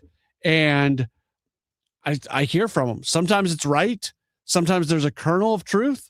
And then sometimes they read these reports and they have no clue where some of these things are coming from. And when I hear like a president of baseball operations say that in a situation where there's no reason, like we're not talking about any like a specific report, but just in general, anytime I read something, I always just you say, okay, it's these guys are good, but sometimes there is an agenda that goes along with it. we know with some of these insiders, like some of them are known for being super connected to agents, and agents will give them bits of information, but it's a transactional relationship. And there's going to be times where an agent probably wants one of these guys to plant something for some reason. Same thing. Some of these insiders are known for having good relationships with owners. So you read their stuff and you go, okay, is this totally legit, or is this something that maybe an owner once planted? And that's the way things are. That's kind of the business. A lot of things in our business, unfortunately, is very transactional, and you just have to do you have to remember that certainly on occasion. I get my question that I threw out to you. And again, feel free to give us a call at 314-436-7900, 314-436-7900, or tweet at me. You can also text in at that same number, or tweet at me at Matt Pauley on air. From what you've seen so far, what do you think is sustainable and what's not? Because I love what we're seeing from Jordan Walker. And I think him being good this year is sustainable. I don't think him being a plus 1,000 OPS guy is sustainable. That's the thing that does not seem likely. And then it becomes, how much does he fall off? And I was talking about this with Kevin earlier on the show. He, at some point, the league's going to adjust to him. I think that's going to happen fairly soon. He is going to have to adjust back, and watching him adjust to the adjustments is probably the next step. And then that's going to happen for the rest of his career. That is a constant thing in baseball. There's always adjustments and adjustments to the adjustments and adjustments to the adjustments to the adjustments, and so on and so forth. But that's going to be one of the next steps for Jordan Walker. He's got something going right now. When all of a sudden he starts getting attacked in a different way, we'll see what it looks like. I hope he's able to adjust to it. That'd be really, really good. But I can't make a prediction if that's going to happen or not. I don't think the elevated bullpen ERA is going to be what it is. This organization in recent history has a really, really good track record of getting the most out of their bullpen. And even if you remember last year at this exact same time of the season, the bullpen had a +5 ERA, and they were down by the time the season ended. They were like at 3.7, something like that. It was really good. It was a strength of the team, even after the trade deadline, where they moved on from a lot of their top relievers. It was still a strength of the team. So I understand why a lot of people have been really upset about the relief pitching here in the early part of the season, even though they pitched quite well over the last 2 days. I'm giving them the benefit of the doubt right now, just based off what I've seen. If they weren't hitting home runs right now, and somebody were to ask me, are you worried about the lack of power? Yeah, because they came in as a team that you didn't think was going to have very much power. And that's probably something that's under the category of not totally sustainable, because right now they are hitting a whole bunch of home runs, and that's probably not something that's going to continue on through the season. But I liked this bullpen coming in, and I still think it's a bullpen group that can have some success. Let's grab Kevin, who has given us a call. Kevin, you are on Sports Open Line. Yeah, thanks, Matt. I'm going to respond to your real and not real question. And what I think is real is Riley O'Brien's stuff is nasty. Mm-hmm. That is real. He should concentrate on not hitting corners, but throwing the ball down the middle and letting it run inside and outside. He is just nasty. That's real stuff. I'm really excited about him. What's not real, and this is a little bit different twist, J.G. Weatherholt's got a good on-base percentage because he's walked a number of times already. But I don't have the number exactly right. He's hitting around 240. I don't think that's real. I think he's going to be closer to 270 by year end and not 240, and with a good on-base percentage. Those are my comments. All right, Kevin, good phone call. Certainly appreciate that. We can still get some more of those at 314-436-7900. I think he's right on. I don't disagree with anything he said. Weatherholt's going to hit. He is absolutely going to be a very good hitter in Major League Baseball. It's been a slow start for him from a batting average standpoint. But first off, evaluating guys just on batting average is part of the equation. It's not the entire equation. That's an important thing to remember. And you can have a batting average that's not impressive and be doing some other things and still be a really good player that's helping your team win and you're making plays that helps the team win. So you look at JJ Weatherholt, a 244 batting average, but he's got a 364 on base. It's because he's drawing walks. He has drawn 8 walks over his first 45 at bats this season. He's a top of the order guy who you want to get on base. And if he can go through, I wouldn't say a rough patch, but if he goes through a time where it's not coming to him in terms of getting hits, but he's still finding a way to get on base, well, then that's fine because he's going to hit. He's got the hit tool. I would be beyond shocked if JJ Weatherholt is not just a really high-end hitter in Major League Baseball over a very long career. There's no such thing as a sure thing, but there are things that are close to a sure thing, and JJ Weatherholt is very close to that. Has to do it. It's not easy, and big league pitchers are really smart, and teams, when they game plan against you, are really smart. And the more he's out there, the more just the same stuff I was talking about with Jordan Walker a few moments ago, that he's going to get going, and then there's going to be adjustments, and he's going to have to adjust to the adjustment. Like, all that is true, but Weatherholt's going to be fine. And the fact that even right now, where he's not getting a ton of hits, he's still getting on base, that the positive of him finding a way to get on base when he's not hitting so far outweighs the fact that he's not hitting. Like, you don't even have to worry about the other part of that. We are going to pause from our Cardinals talk for a little while, and we'll talk a little City SC soccer as they are set to be back at this weekend. We will we'll look ahead to what's going to be another opportunity for them to continue to move forward. I think not an overly positive result, but a somewhat positive result for them the last time out, as they were able to fight their way back, and eventually they played to a 1-1 tie against New York City FC, and now they are going to have a matchup on the road, and that's going to be coming up on Saturday when they take on FC Dallas. Coming up in just a few moments, we are going to once again be joined by Gino Savarese. He's going to join us in just a moment right here on KMOX.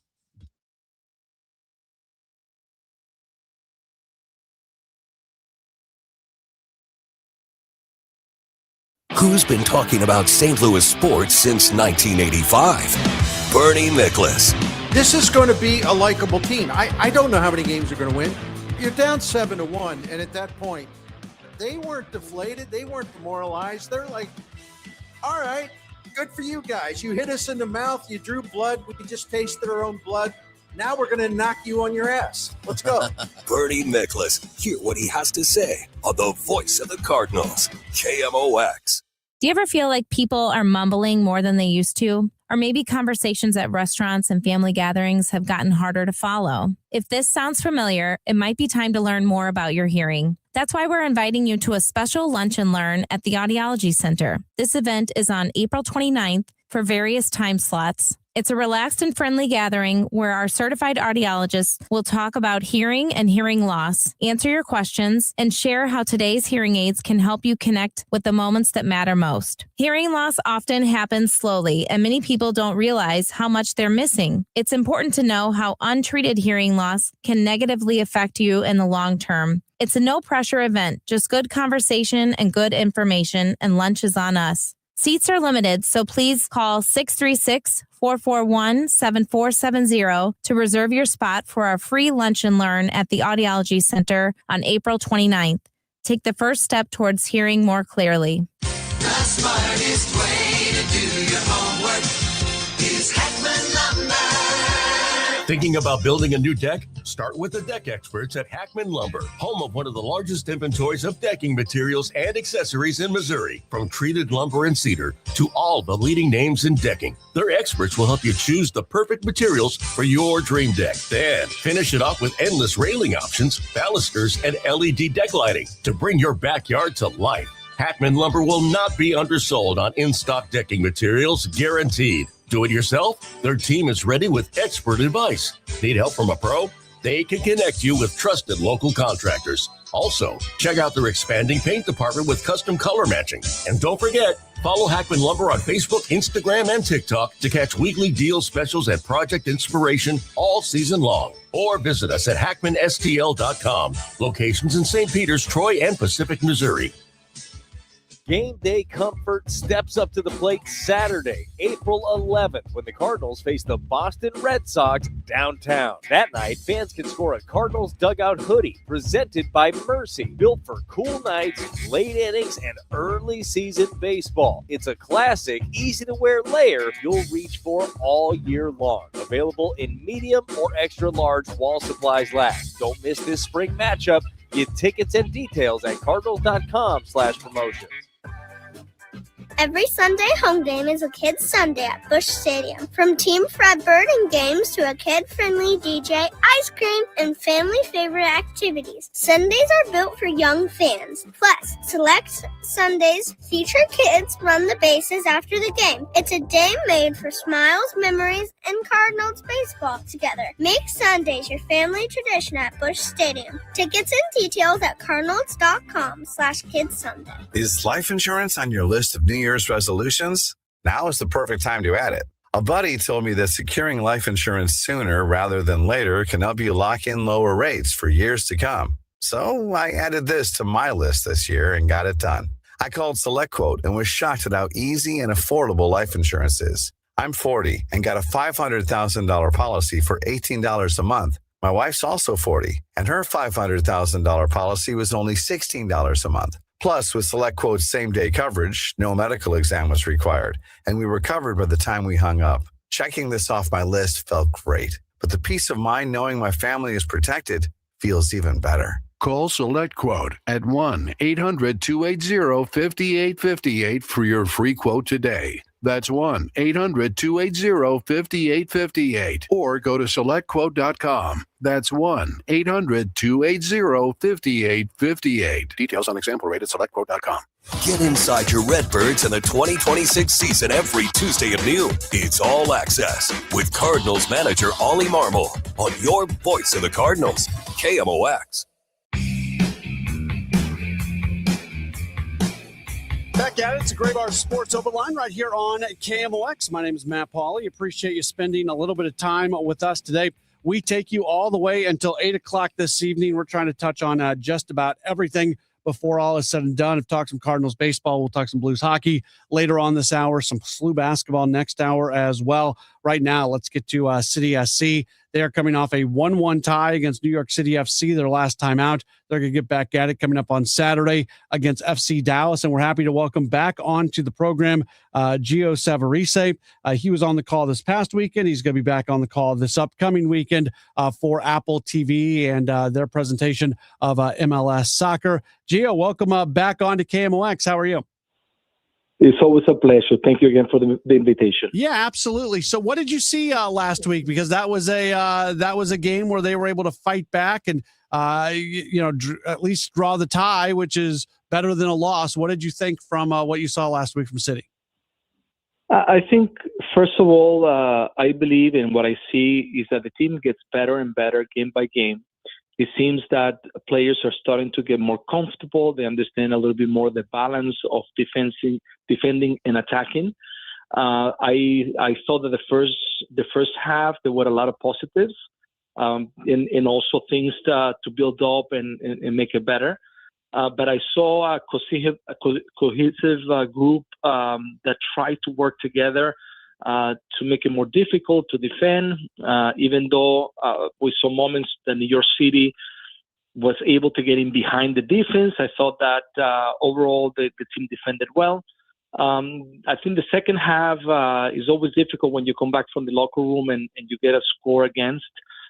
It's difficult. I found they struggle a little bit after the goal. But I think always when you come back and you get strong and you rebound from moments like that is a very positive thing. And I think they did that, especially when the substitutions came in. I thought that some of the adjustments that Coach Johan Damet made in the game were smart, and I believe that gave them the possibility to be able to tie the game. But also, they play against a very good team. New York City, I think this year is one of the best teams in the league. Yeah, the way that they tied that game late with it coming in stoppage time. I mean, you take momentum out of that. What can that do for a team moving forward? It feels like a win. It's those kind of games in which, when you tie away from home in a difficult game against a difficult team. It feels like a win. It feels like a point that is going to give you something important in the future. But now the most important thing is what is going to come after that. How the team is going to react to the positive moment. And now they're going to play against a difficult team like Dallas. I think the schedule that they had for this beginning part of the season was tough because they're playing very difficult teams. And Dallas this year, they have a very good roster. They've been very good in the way they play. They're coming from beating DC 4-0 away from home. So this one is going to be a tough one. And hopefully from the last moment, the positive moment that they had against New York City, hopefully they can build up something important to compete in this game against Dallas. Yeah, as you do look ahead to this matchup, as you take that momentum and you try to, let it go right from the start, what should City fans be hoping to see from their team taking away from this past week? The most important thing at the beginning, I believe, is to match up the intensity that Dallas is going to bring from the beginning. I think one thing that we have noticed about this team this year is that Dallas is able to start the match, pressuring high, making it difficult, transitioning quick to attack. They have three big defenders that sustain the defense with hard work and they participate in the intensity that they put at the beginning of the game. So I think the most important part is to match up that intensity. There's going to be, I'm sure, things between the two coaches that see on the other team as weakness that they're going to try to explode and take advantage of. But one of the things that they need to be careful is the attacking players are very, very good. For me, Peter Musa is one of the best center forward in this league. And I think this is a game in which you have to be very smart the way you're going to be able to mark their attack. Because I do think their roster this year is a very strong roster. I asked you about the impact of the team on the way they won, but specifically for somebody like Brendan McSorley, who does what he did. What can that do for an individual player having that experience of that kind of goal and taking that forward? When you score and you tie a game, an important game, as I said before, it feels like a win. It builds you up, especially when you come from the bench and you're able to participate, score a goal.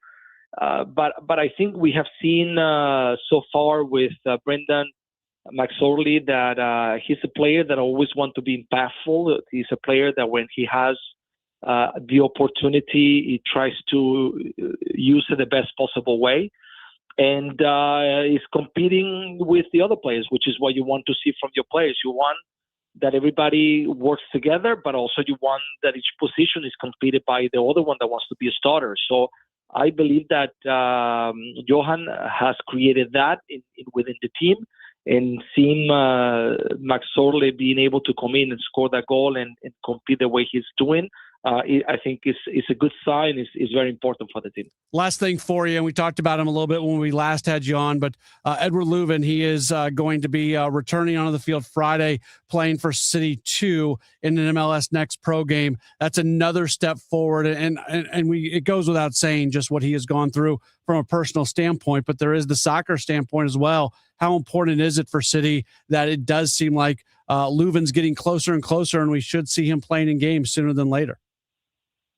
As I mentioned before, the most important thing is his situation, his family, his mentality, helping him to heal of something that is very difficult to manage, mentally. So definitely that should be always the priority.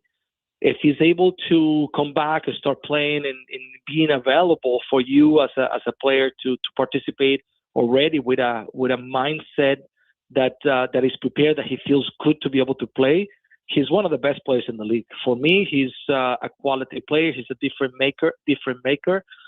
He has, I think, a complete group of things that can bring to the team, from defending to attacking, from free kicks to just being a smart player on the field, making the right decisions. And I think having him as an option definitely will improve this team, not only because of what he can do on the field, but having someone that understands the game the way he does around everybody else, I think is a positive thing. Gio Savarese from Apple TV, and Gio, always want to promote the Apple TV product covering MLS. And this year, again, the double paywall is gone. So for folks that have an Apple TV subscription, they get every single MLS game all season long. And you guys do such a great job in how you present the game. Always hoping that more and more people are able to check it out for themselves. I appreciate for that, and we invite everybody to be able to watch this match on Apple TV. As you mentioned, now it's a lot easier to be able to watch the games, and we are looking forward to be able to commentate in this game, which I think is going to be a phenomenal match. He is Gio Savarese. Gio, thank you so much for taking the time, and we will talk again down the line. Thank you very much. Take care. All right, very good. Again, City SC, they are in action coming up this weekend on Saturday. They're going to take on FC Dallas. That's going to be on the road. They are next going to play a home game. They've got a U.S. Open Cup game against FC Tulsa, and that's going to be, and they're not an MLS team, they're a USL team. That's going to be coming up a week from yesterday. Next Wednesday is when that's going to take place. So that's the next time you can check out City SC for yourself. In addition to being able to see the games on Apple TV, we always invite you to listen to them on our sister station Y98, the home of City SC. We will take another break. When we come back, we'll talk some Blues hockey. They are back at it this evening. They're going to get started here in a little bit more than 15 minutes. Not looking great in terms of them completing that climb to get into the playoffs this year. There was just a little bit of hope that was sitting out there over the last week and a half, but that seems to be going away. But we'll talk about that a little bit more. That's coming up next. Don't go anywhere. You are locked into a Gray Bar Sports Open Line on KMOX.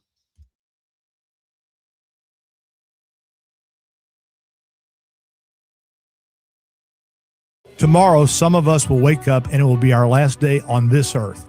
It will be unexpected and without warning. Each year, 250,000 people will die from medical malpractice, the third leading cause of death in America. 43,000 will die in a car or truck crash. 6,000 will die working on the job. I'm John Morgan of Morgan & Morgan, and we represent many of these families. It's awful. Unfortunately, many times some of these family members are not speaking and never get to say, I'm sorry or goodbye. If you're at odds with a loved one, listen closely. Pick up the phone, call them, say you're sorry. I promise a huge burden will be lifted from your heart and your soul will be renewed. Even if you're not wrong in your own mind, it doesn't matter. Death is bad enough. Death without closure and love will follow you the rest of your days. Trust me on this. Morgan & Morgan. Injured? Dial pound law or visit forthepeople.com for an office near you. Calling all runners. Register now for the Cardinals 5K on Saturday, April 18th. And you can take a victory lap on the field at Busch Stadium. Don't miss this chance to bring the whole family for a fun St. Louis 5K race that brings fans together to support kids in the community. The Cardinals 5K, Saturday, April 18th. Register now at cardinals.com/5K. And for more information, just head to KMOX.com/events. Hey guys, Glover here for my friends at Cantor Injury Law. So as you know, I'm a lawyer, haven't practiced in a long time, but I did plaintiff's work and defense work, so I have a pretty good understanding of it. I have a pretty good idea of who's who in the firmament of plaintiffs, attorneys, and for my money, Mark Cantor is the guy. He's a great attorney. He is a great practitioner. He's put together a great team. He was born and raised here. He lives here. He works here. He wins here. Call 314-628-ALL-9s or CantorInjuryLaw.com. The choice of a lawyer is an important decision and should not be based on advertising. Ready to hit a home run with your backyard? Call Artistic Decks. We're celebrating 25 years of A-plus service with massive rollback pricing. Get a professional custom-built deck for less. Hit it out of the park with Artistic Decks. Call 314-280-0821 today. Straight Talk Wireless presents Pickup Truck Wisdom. Trust is earned. That's why I've stuck with Straight Talk. Same price since 2009 on Verizon's 5G network. Cause shoot, anyone can make a promise. Keeping it for years, that means something. Now plans starting at $25 a month with 4 lines. Find us at straighttalk.com and Walmart. Straight Talk Wireless. Straightforward. Always. Same price claim applies only to the base monthly price of our $45 plan from October 2009 to present. Hey, Joy. Oh, you are glowing. Oh, hey, more like Mira joyed that Miralax helped me go. I was so backed up. Tried mega coffees, prune juice, everything. Then Miralax. And hello, gentle relief without the harsh side effects. Ooh, how does it work? It works naturally with the water in your body for constipation relief. Find Miralax today at your local retailer. Use as directed for occasional constipation. Hey guys, Kevin Wheeler here. I want to tell you about Burn Balance Complex. It's the latest tool available at supplement superstores to get you moving down the path you want to when it comes to being in great shape. This is not a fat burner. It is a complete metabolism system. It's Burn Balance Edge for the guys, Burn Balance Zen for the ladies. So make sure you ask for the right one when you go in. But what this does is makes your body work the right way. So what I've noticed in a short amount of time so far, metabolism is great. I mean, you're starting to feel, in fact, I can feel it. Shirts are fitting a little looser. The belt pulls a little tighter. And on top of that metabolism boost, you're also getting some reductions in stress and cortisol levels. You're getting appetite control, craving control throughout the day, all day focused energy with no jitters and crash. And look, it isn't magic. You need to do the work. But I'll tell you this, it's a good assistant. It helps a lot to make the right decisions. So if you want long-lasting results, go to Supplement Superstores. Tell them Kevin Wheeler sent you in. They'll knock 30% off the Burn Balance Complex, and you can find your location at supplementsuperstores.com. Welcome back to the Gray Bar Sports Open Line. Once again, Matt Pauley on KMOX. Starting to wrap up hour number one of the program. It's the Gray Bar Sports Open Line right here on KMOX. And hour number two, we're going to talk Masters with Dan Reardon, our KMOX golf expert, reporter, editor. He has a technical title. I'm not 100% sure what it is, but he's awesome. So we're going to talk with Dan coming up just after the 7 o'clock hour. And our weekly building community interview as well this week.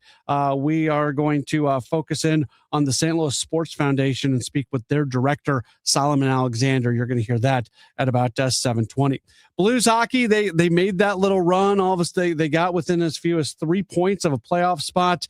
They're now 6 points out. It probably just not meant to be. You appreciate the fact that they were able to make a little bit of a run, but not looking great.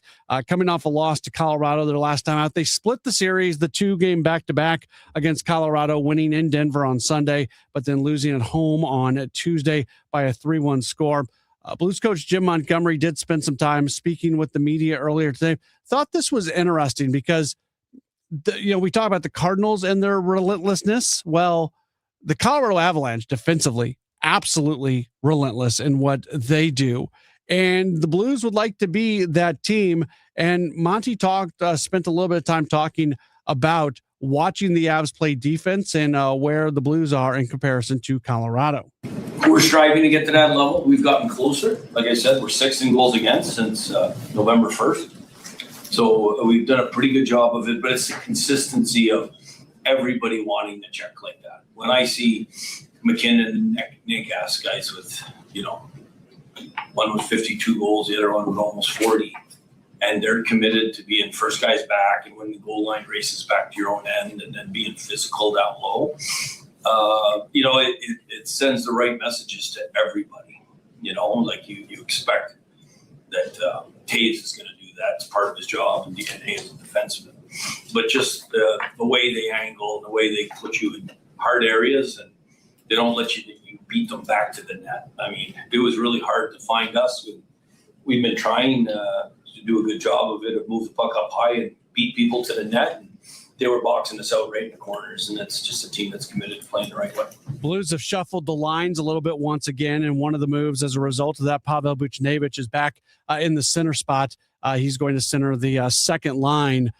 He is somebody that has not put up the numbers you would like him to put up this year, has at times been certainly a contributing player. So this was what Monty had to say in terms of what he's seen, especially recently from Buchnevich. It's a hard question to answer because he's not producing offensively.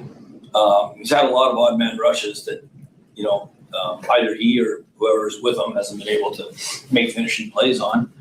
Defensively, there's been games where he's been dynamite, and his ability to read the ice, his hockey sense offensively and defensively is what makes him a really good player.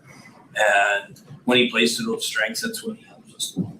Thought this was really interesting. So Jake Neighbors recently has kind of beat himself up about his play, and it feels like he's somebody that feels like he should be doing more on an any given night basis. So when a coach sees somebody, specifically in this situation, Jake Neighbors, speaking in the media and kind of blaming himself for a lot of what's going on, what goes through the mind, especially for Jim Montgomery? People in general on our side of the fence try to tell people not to beat themselves up in the media, not to take too much blame. But I love it when someone takes ownership. And I'm not saying he should take ownership, but he cares so much about the team that he's not playing to the standard that he expects. So he has no problem taking that upon himself. And that's why he's such a great teammate and a great player. And someone you want in the locker room all the time. Jake Neighbors is someone that you go in there and you talk to any teammate and they're going to get a smile on their face right away because Jake Neighbors is inviting them to play pickleball. He's inviting them to go to dinner on the road. He's doing all those little things when we're going out for start the game. He has a handshake with everybody. He has a nickname for everybody. And he's just an energy guy that breeds positivity. And for him to take account like that, I don't want him to make a habit of it, but it does show the integrity he has about being a Blue.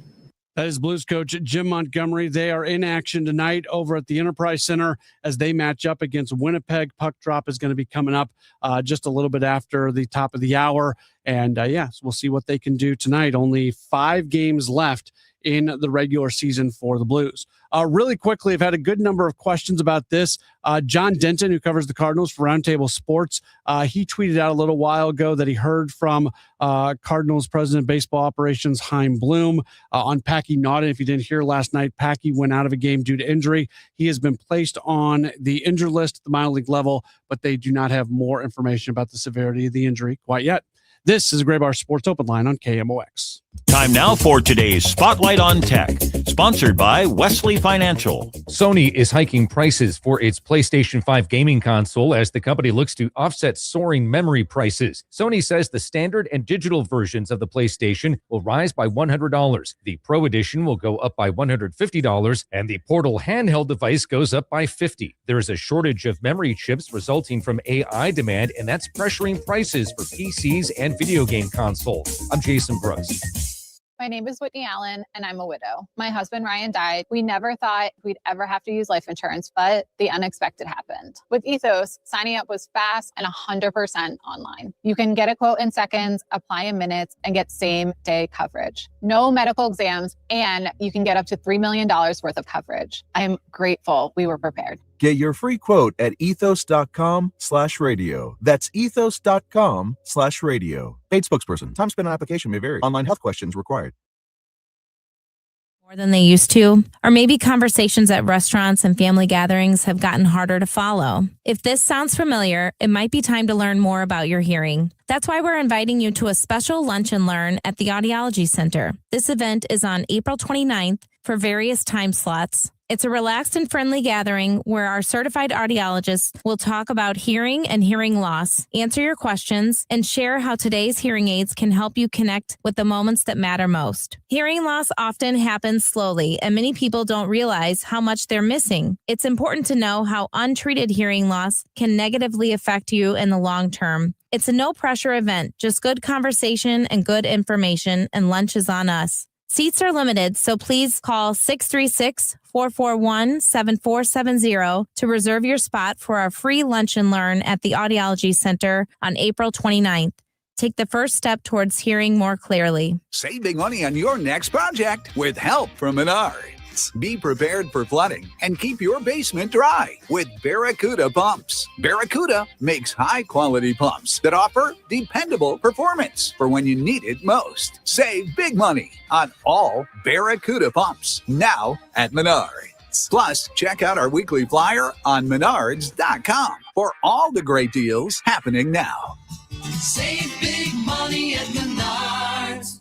All hail Spamalot, the Tony Award-winning best musical comedy that will have you laughing your coconuts off. The Washington Post declares Monty Python's Spamalot is the funniest musical on Broadway. Entertainment Weekly calls it a hilarious fun fest. The Washington Post says it's unfair to laugh this much. Get your tickets now for the musical comedy event of the year, Spamalot, playing the Fabulous Fox May 5th through 17th. Tickets at fabulousfox.com. This is the story of the one.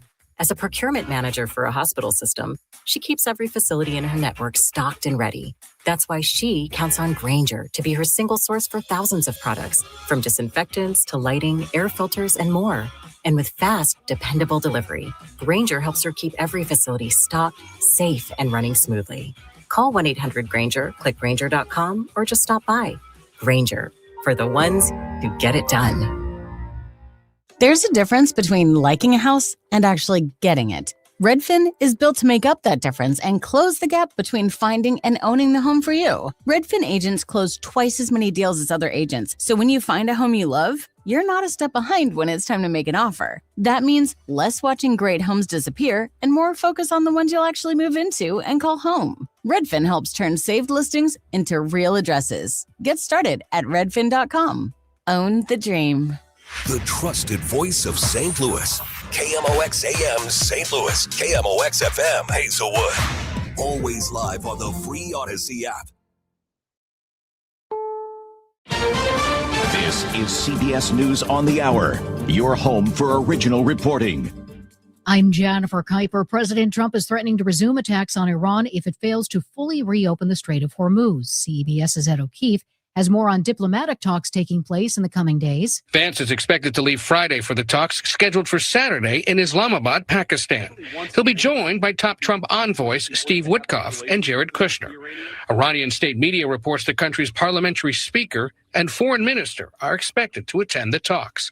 If they go forward as planned, it would be the highest level face-to-face meeting between senior leaders of the two countries since President Jimmy Carter met with the Shah of Iran in 1978. Sources tell CBS News that the U.S. will host talks between Israel and Lebanon next week. First Lady Melania Trump says she was never friends with convicted sex offender Jeffrey Epstein and calls those who have made claims to the contrary mean-spirited. At the time, I had never met Epstein and had no knowledge of his criminal undertakings. She's calling on Congress to allow Epstein survivors to testify in public. A sheriff's deputy has been killed in Central California and a suspect is holed up in a home. The Tulare County Sheriff says a SWAT team has cleared nearby homes during what he calls an extremely dangerous situation.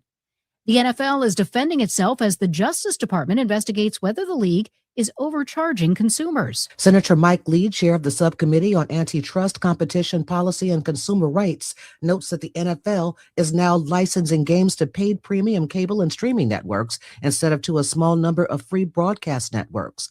But the NFL says more than 87% of its games are on free broadcast television, and it has put fans front and center in how its content is distributed for decades. Allison Keyes, CBS News. After their historic moon mission, the Artemis II crew is due back on Earth tomorrow night with a splashdown off Southern California. NASA's Amit Kshatriya. We have high confidence in the system and the heat shield and the parachutes and the recovery systems we put together. The engineering supports it. The Artemis 1 flight data supports it. All of our ground test supports it. Our analysis supports it. And tomorrow the crew is going to put their lives behind that confidence. A former New York City police sergeant is sentenced to 3 to 9 years in prison for the death of a drug suspect. CBS's Michael Wallace reports. Eric Dupree had allegedly sold drugs to an undercover officer and was fleeing on a motorized scooter. Ran through a cooler at Dupree, knocking him into a parked car. Dupree died of a head injury. Orleanos Velez is Dupree's widow. 3 years. 3 years waiting for justice. Duran testified he threw the cooler because he was worried Dupree was going to crash into other officers. Prosecutors argued he was trying to save an arrest, not lives. This is CBS News. Join Adriana Diaz and Kelly O'Grady for the perfect start to your weekend. Ease into your Saturday with CBS Saturday Morning on CBS and streaming on Paramount+. Straight Talk Wireless presents Pickup Truck Wisdom. The smartest way to spend your money is not to. Straight Talk offers free 5G phones for new and existing customers on Verizon's 5G network. So the refund money I don't spend on that free phone is the refund money I get to keep for my family. Smart. Find us at straighttalk.com and Walmart. Straight Talk Wireless. Straightforward. Always. Taxes and fees apply. Plan purchase required for free phone offers. Copyright 2026 Verizon. Wait, everything on this IHOP value menu is just $6? I told you it was amazing. A huge plate of pancakes, bacon, and eggs is just $6. Wow. There's also French toast, a ham and cheese omelet, and they got a BLT and fries now. Okay, we're coming here every day. You don't have to tell me twice. Feast for just $6 with the IHOP value menu. $7 in some locations, available every day for a limited time at participating restaurants in the U.S. Hours may vary. No substitutions. Not valid with other discounts or promotions. Prices may vary. At 7:04, partly cloudy and 79 degrees downtown at the Arch. I'm Maria Aquina, and for Michael Calhoun, the state-appointed Board of Police Commissioners is standing their ground in the face of the mayor's lawsuit seeking to regain control of the department. The budget negotiations, Mayor Spencer says, reached an impasse when the commissioners stood by their $250 million budget request, which Mayor Spencer says would bankrupt the city and result in many cuts in order to save cost. Board Attorney Chris Gravel says they are still seeking a greater understanding of that. There's this comment about the devastating impact on the other employees and on the budget, and it was a question of, can you explain that to us so we can understand that better? Chief Robert Tracy, asked about the department morale, says this can be a distraction, but it is their job just to try and get by. Try to keep them going out and do their job. Let us deal with this. Let us deal with the press conferences. Let us deal with the budget. And you guys go out and do your job because we have your back. Commissioner Sonia Jenkins Gray says they were caught off guard by the lawsuit. The St. Louis County Jail is short correctional officers. Janelle Coleman, the acting director of the county's justice services, oversees the jail and says the issue is there are a lot of openings for COs in the greater St. Louis area, and many of those jails pay better. And right now that competition is paying better. We are working with the county executive's office and the county council to address that issue. But once again, that's difficult when there's already a budget crunch. Coleman says they are short 80 correctional officers out of around 300 they are budgeted for. She adds this, combined with being near capacity, means less recreational time for detainees and greater stress on the overall operations of the jail. Sean Malone, KMOX News. Well, will U.S.-Iran peace talks begin tomorrow when there is only a fragile agreement on where things actually stand? The Trump administration seems to believe that they are in ascendancy, and of course they've pummeled Iran relentlessly for several weeks. But the Iranians feel like they've gained the upper hand. The regime has consolidated its strength. And it controls the Strait of Hormuz. According to John Shaw with the Paul Simon Public Policy Institute, he's at SIU. Additionally, Shaw says President Trump's goals and objectives to keep shifting, and the Iranians will enter Friday's Pakistani peace talks knowing that they have twice negotiated with the Trump administration, but at the same time during bombings. From the Saliga Heating and Cooling Desk, we get the latest on our forecast from Dave Murray. Mild times for evening plans. Mild all night long, only going down to 61 with increasing clouds, a little breezy. All is dry. Friday, clouds dominate.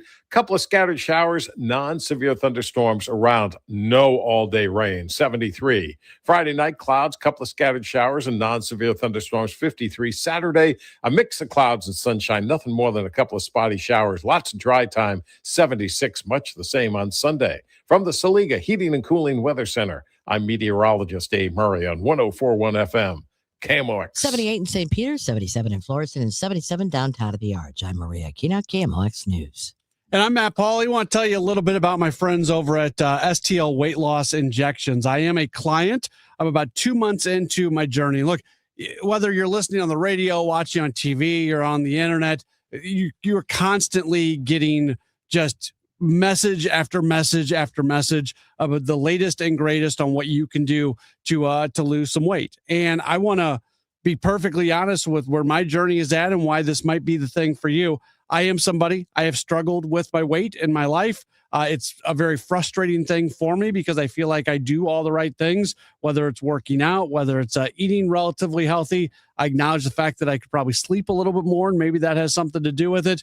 But I'm also somebody who's working late at night and has a couple kids at home, and there's just stressors that go on. And we all have different situations and different stuff going on, and there might be parts of our lives that we just can't do things as healthy as we would like, and we need a little bit of help. And that's where STL weight loss injections come in. It is a GLP-1. You read about people losing all kinds of weight on this in the news, and celebrities are on it and the whole 9 yards. And maybe you've thought about it, but you don't know where to start. You don't know even who to have a conversation with to figure out if you are a candidate. Well, I would encourage you to talk to the folks at STL Weight Loss Injections. They're wonderful people. When I first went in and met with them, we sat down in a room and we kind of went over everything. There was no guarantee that I was going to be a good candidate when we first talked about it, but I was, and I've started, and I'm seeing results, and I'm very happy about it. And it's something that I continue to be excited about, and I'd be excited for you as well if you want to go down this path. Talk to them. That's all my thing. That's my thing. Just talk to them and see whether or not it's a fit for you. Head to the website, stlweightlossinjections.com, stlweightlossinjections.com. $199 for the first month. You can schedule an appointment online. The phone number is online, stlweightlossinjections.com. Welcome back to the Gray Bar Sports Open Line. Once again, Matt Pauley on KMOX. We are back at it as we get into hour number 2 of the program. One of the great resources we have here at KMOX. It's pretty remarkable how long he has been doing what he does for KMOX, calling golf. It's our friend Dan Reardon, who is in Augusta covering the Masters. Dan, appreciate you taking some time with us. How are you? I'm fine. And it's been a day that I don't know that I can remember a day like today in terms of what we ended up with on the leaderboard at the end of the day. What makes you say that? Because out of the first 9 players on the leaderboard, seven of them have won major championships, and those 7 have combined for 15 majors. So you have good leaderboards in major championships because they're the best players in the world, and you expect them to populate the top of the board. And literally, Sam Burns, who's tied for the lead, is one without a major, and Kirk Kitayama, who has won on the PGA Tour, is in that group. But you have McIlroy, the current champion. You have Schauffele, a 2-time major winner. You have Justin Rose, a U.S. Open champion. You have a Grand Slam field. Every Grand Slam has a winner on this leaderboard. It's just an amazing group of people. Now, the course is absolutely perfect. There was absolutely no wind today, and that's supposed to be true tomorrow, and that's supposed to be true on Saturday. There may be some wind on Sunday. So the opportunity to play good golf was out there. But the other part of the leaderboard is there are people at the opposite end. How do you explain Bryson DeChambeau shooting 76? Yeah. How do you explain John Rahm, who was almost everybody's number 1 pick? I know Golf Digest said he's the number 1 pick. He shoots 78, and a lot of people like the left-hander Robert McIntyre. He shot 80. So it's the same golf course, and all these guys are out there, and yet we have this just amazing group of talented players at the top of the board, and it sets things up for a weekend. This isn't going to go away. They may not shoot these same numbers tomorrow because, of course, will become harder and harder as it dries and firms up. But we're in for, I think, a really treat over the next 3 days as this leaderboard moves around. Keep in mind, Brooks Koepka is at even par. Jordan Spieth is at even par. There are guys that we're not even talking about who are within 5 shots of the lead at this point in time. Do you get the sense that the folks at Augusta, because all they can really do is, once the tournament gets going, is pin placement, and I know they'll do some things, but do they want to see the low scores, or is that something that they try to do things to make sure that doesn't happen? I've always made the comparison, and I don't know if it's flattering or unflattering, but I always said, because this is the only golf course where they play a major every year, and this golf course has unlimited resources in terms of what they do out here year round in terms of the conditioning. And I've always made the analogy that this golf course is like a car in NASCAR. They can tweak it to run fast. They can tweak it to run on every kind of track. And in this case, they create the track. I promise you, Matt, on Sunday on the back 9, you're going to see birdies, you're going to see eagles, because they like to see that. And they will probably come back at this field with more severe pin placements. Maybe not tomorrow, maybe on Saturday when they want to move the leaderboard around. But they do have control. And then the other thing I learned for the first time, and I've been here for a long time, they have this sub-air system, and they're one of the first courses in the world to have it, which if they got a tremendous rainfall, they can suck all the moisture off the greens almost immediately and play. What I never knew to be true is they can turn that system around and they can push moisture up into the greens. So if this golf course gets away from them, if they misjudge the weather a little bit and it becomes almost, like Shinnecock several years ago where it gets a little clownish in terms of what it's doing to the field, they can change that. They can overnight push moisture up into the greens and bring back they can't do it during the round because you can't change the playing characteristics of the course while play is going on. But they can do that if they want. They're just unbelievably good at what they do. Scotty Scheffler is sitting 3 strokes back, 2 under. He's the best golfer seemingly walking the face of the earth right now, the favorite to win this. What did you think of his first day? I think he did exactly what he needed to do. Remember, he's been away for 3 weeks because they welcome a new child into the family. He struggled a little bit in the middle of this first quarter of the season, and he struggled with the driver. So the question is, did all that time away hurt Scotty? And Scotty, when he went a little south with his game, and when we say south, he finished 22nd and 24th, I believe, and then had a 12th place finish, and that was considered poor golf. When that happened to him, it was because he shot poor opening rounds. He came out and didn't play well on that first day and then climbed the leaderboard and couldn't quite catch the eventual winners. Well, he's 3 strokes back of the top of this board. And McIlroy is going to face unusual challenges because he is the current champion. And Burns has never won a championship. And Katayama, none of them have on their resume, other than maybe Rose and Schauffele, none of them have on their current resume the playing success that Scheffler has. That doesn't mean he's going to win. But if I was placing money at this time, I'd be rooting for the guy who is the most proven success. Well, Dan, we'll be listening to you all weekend long. We so appreciate what you bring to us at KMOX with just this incredible golf knowledge and covering the Masters every year. Thank you so much for joining us for a few minutes tonight. I enjoyed it. Thanks for the time, Matt. You bet. That's Dan Reardon joining us on the program, and we appreciate him spending a little bit of time with us. And yeah, he's right. Maybe the networks worked this out because the names, for the most part, the names that you want at the top of the leaderboard are the names, and there's a few back that he mentioned for sure, the Bryson DeChambeaus and the Bubba Watsons and guys like that. But that's a star-studded top of the leaderboard right now for the Masters. Make sure to be tuned in as Dan will continue his coverage of the Masters throughout the weekend right here on KMOX.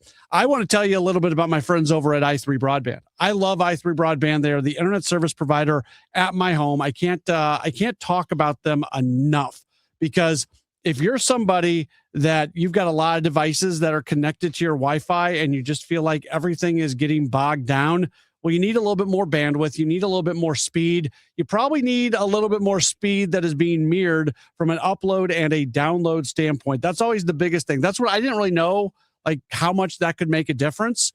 I went from having internet that was, 1 gig download, I don't know what it was, upload, and then I went to i3 Broadband where they always mirror their speeds, and it made all the difference in the world. It's fiber right into your home. They're going to come in. They're going to take care of you.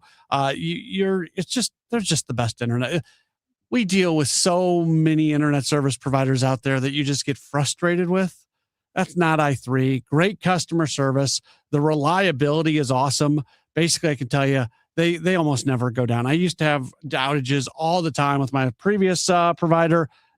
It doesn't happen with i3 Broadband, really. It's great. I tell you that I love it, and I would never switch from them. They're great. You want to see if they're available in your neighborhood? Would encourage you to go to their website, i3broadband.com/radio, i3broadband.com/radio. Straight Talk Wireless presents Pickup Truck Wisdom. If you're only good to your new friends, you're not going to have any old ones. Straight Talk gets it. That's why new and existing customers get free 5G phones on Verizon's 5G network. Pretty simple, really. You keep good people by being good people. Find us at straighttalk.com and Walmart. Straight Talk Wireless. Straightforward. Always. Taxes and fees apply. Plan purchase required for free phone offers. Copyright 2026 Verizon. This is the story of the one. As a procurement manager for a hospital system, she keeps every facility in her network stocked and ready. That's why she counts on Grainger to be her single source for thousands of products, from disinfectants to lighting, air filters, and more.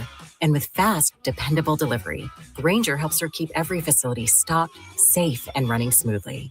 Call 1-800-GRAINGER, click Grainger.com, or just stop by. Grainger, for the ones who get it done. Is your home, business, or church looking tired, chalky, or in need of curb appeal? Go Rhino. Tired of painting year after year? Go Rhino. Our unique 3M ceramic technology is perfect for brick, stucco, aluminum, steel, color lock masonite, and more. It's backed by our 25-year transferable warranty to not chip, crack, or peel. Great if you're staying, and even better if you're selling. Our ceramic coating allows you to maintain all of your architectural features. The decision to do vinyl will leave your home looking like a plastic moldy box. With Rhino Shield, in 15 years, your home will still have that, wow, it looks like you just got it painted. We've done large condo complexes, parking garages, pole barns, and commercial strip malls. We coat sloped and flat roofs to extend their lives too. Evaluations are free. 877-25-RHINO or 877-25rhino.com. See what we did there? Genius. Tell them, ladies. Don't paint, don't vinyl, go Rhino Shield. Never paint your house again. Rhino Shield. Step into a world of mystery and beauty with the St. Louis Symphony Orchestra in From Mozart to Wagner, Mysticism and Wonder. Conductor Hannu Lintu leads a luminous weekend from Wagner's shimmering Lohengrin Prelude to the grandeur of Respighi's Church Windows. Pianist Jan Lisiecki makes his SLSO debut to perform one of Mozart's spellbinding piano concertos April 18th and 19th at Powell Hall. Tickets at slso.org. Finding great candidates to hire can be like, well, trying to find a needle in a haystack. Sure, you can post your job to some job board, but then all you can do is hope the right person comes along. Which is why you should try ZipRecruiter for free at ZipRecruiter.com/free. ZipRecruiter doesn't depend on candidates finding you. It finds them for you. Its powerful technology identifies people with the right experience and actively invites them to apply to your job. You get qualified candidates fast. So while other companies might deliver a lot of hay, ZipRecruiter finds you what you're looking for. The needle in the haystack. See why 4 out of 5 employers who post a job on ZipRecruiter get a quality candidate within the first day. ZipRecruiter, the smartest way to hire. And right now, you can try ZipRecruiter for free. That's right, free at ZipRecruiter.com/free. That's ZipRecruiter.com/free. ZipRecruiter.com/free. ZipRecruiter. Inflation is squeezing budgets, and global events can shake markets overnight. If you're close to retirement, you don't get unlimited do-overs. So this is not the time for, I hope it works out. That's why Steve All and the team at the All Financial Group are hosting an upcoming educational seminar called Retirement Simplified, April 14th and 16th at Bartolino's Twin Oaks. You'll learn how rising costs could drain your spending power, how political and economic headlines can impact your returns, dealing with issues like taxes, outliving your money, and long-term care. Find out if your retirement strategy is truly stress-tested for today's economy. 636-230-8824 or at yourmoneymattersstl.com. Investment advisory products and services made available through Impact Partnership Wealth, LLC, IPW, or Registered Investment Advisor. Neither the firm nor its agents or representatives may give tax or legal advice. Individuals should consult with a qualified professional for guidance before making any purchasing decisions. The All Financial Group is not affiliated with nor endorsed by the U.S. government or any other government agency. Here in St. Louis, we take pride in supporting our health and our community. That's why more and more families are turning to Neovitin multivitamins, created by a local physician and made right here in the U.S. using the highest quality domestic and international ingredients. With formulas for men, women, and adults 50 plus, Neovitin helps keep St. Louis families energized, supported, and ready for life. Find Neovitin at your local Deerbergs, Schnucks, and online at neovitin.com. Neovitin, trusted nutrition from St. Louis for St. Louis. A century strong. The voice of St. Louis. KMOX.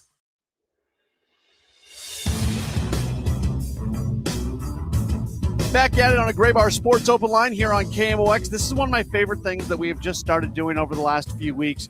building community with Busey Bank beyond the game. Really, really appreciate Busey Bank allowing us to do this. At Busey Bank, they know that behind every successful business is someone who believes in what's possible. Through flexible financing and a true partnership, they help you turn what ifs into what is. Busey Bank, building extraordinary together. So what we do each week is we take an individual or we take an organization that is making the community better through sports. And you've heard about the St. Louis Sports Commission. I think most people are very familiar with that amazing organization. They have a charitable arm, the St. Louis Sports Foundation. And the executive director of the St. Louis Sports Foundation is Solomon Alexander, and he joins us on the program right now. Solomon, thank you so much for taking some time with us today. How are you? I am doing great, Matt. Thank you so much for having me today. Yeah, absolutely. So just before we jump into some of the specifics, I'm sure there's a lot of people listening right now that are not familiar with the St. Louis Sports Foundation. Can you talk a little bit about what you guys do and why you exist? Sure. This Sports Commission is a 501c6 organization, and without getting into all the tax code stuff, it's basically like a chamber of commerce. And the Sports Commission's aim is to attract high-profile sporting events for St. Louis, and of course, produce those events, for growth and for the betterment of the region, basically making St. Louis a better place to live, visit, work, and play through sports. Well, connected to that is the St. Louis Sports Foundation, which is the 501c3 charitable affiliate of the Sports Commission, and its mission is to foster amateur sports competitions, opportunities for youth and adults to participate in sports, and build a culture of sportsmanship so St. Louisans lead healthier, happier lives. And our focus is sportsmanship with the foundation because, to put it in a nutshell, when you forget the scores of the game and you may forget who won what in which year, nobody forgets how people treat them.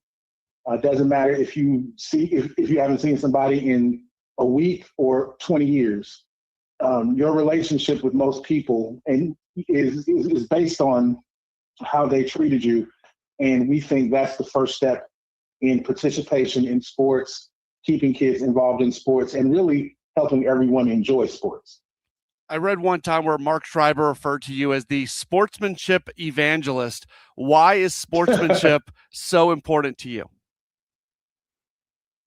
Sportsmanship is important to me because it goes back to what I said previously. You always remember, and I think I've got a pretty good sports memory in terms of where I was when Ozzie Smith, hit the game-winning home run in 1985. And I remember, when Joe Buck famously told us all, "We'll see you tomorrow night."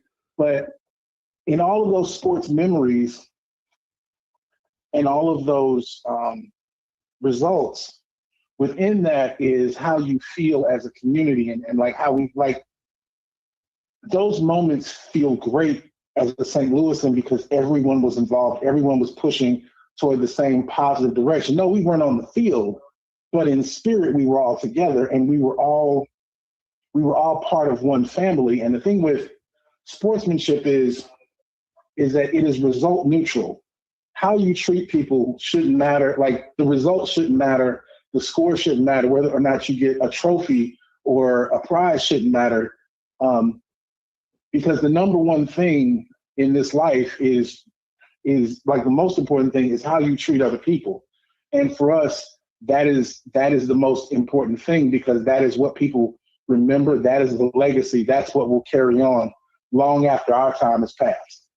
Before you were even involved with the foundation and the St. Louis Sports Commission, I know you were at Lift for Life Academy and gym, and you were a teacher, but you did sports stuff as well. You were involved in with the weightlifting and track and field, and a wrestling coach. Can you just speak to the impact that sports can have, especially on young people growing up, and how that can really help them find their way? Sports in and of themselves, I think one of the things that sports are able to do, they help kids find out what they're good at. Because there are always going to be the more popular sports, like the big, like your football, your basketball, your hockey, your baseball. But when you get a kid that tries track and field for the first time, dozens of events within track, whether they're throwing, running, jumping, what have you, they try weightlifting for the first time. They do something that is kind of off the path for everyone else, but it's their path. And sports helps kids, I think, initially find their own way. And then like even those that play like the more popular sports, you're still able to find your own way. You know what? I'm pretty good at this, or like even if I don't make it to a Division I or as a professional, it's like I'm good enough at this to be on a team, or I'm good enough at this where other people want me around. Like they want me at practice, they want me at games. My parents are coming to see me, and it helps kids with identity. Because now I have value. It's not all the value that I have, but I'm finding my way through this sport, and everyone's cheering me on, and it feels awesome. So I think that's the first thing relative to sports and the effect effect that they have on kids. I think other things like teamwork and selflessness and hard work and really all of those other things, it depends on the team you're on. It kind of depends on the program that's built around you after that, because some programs do a fantastic job of developing young people, and some programs could do a little bit better.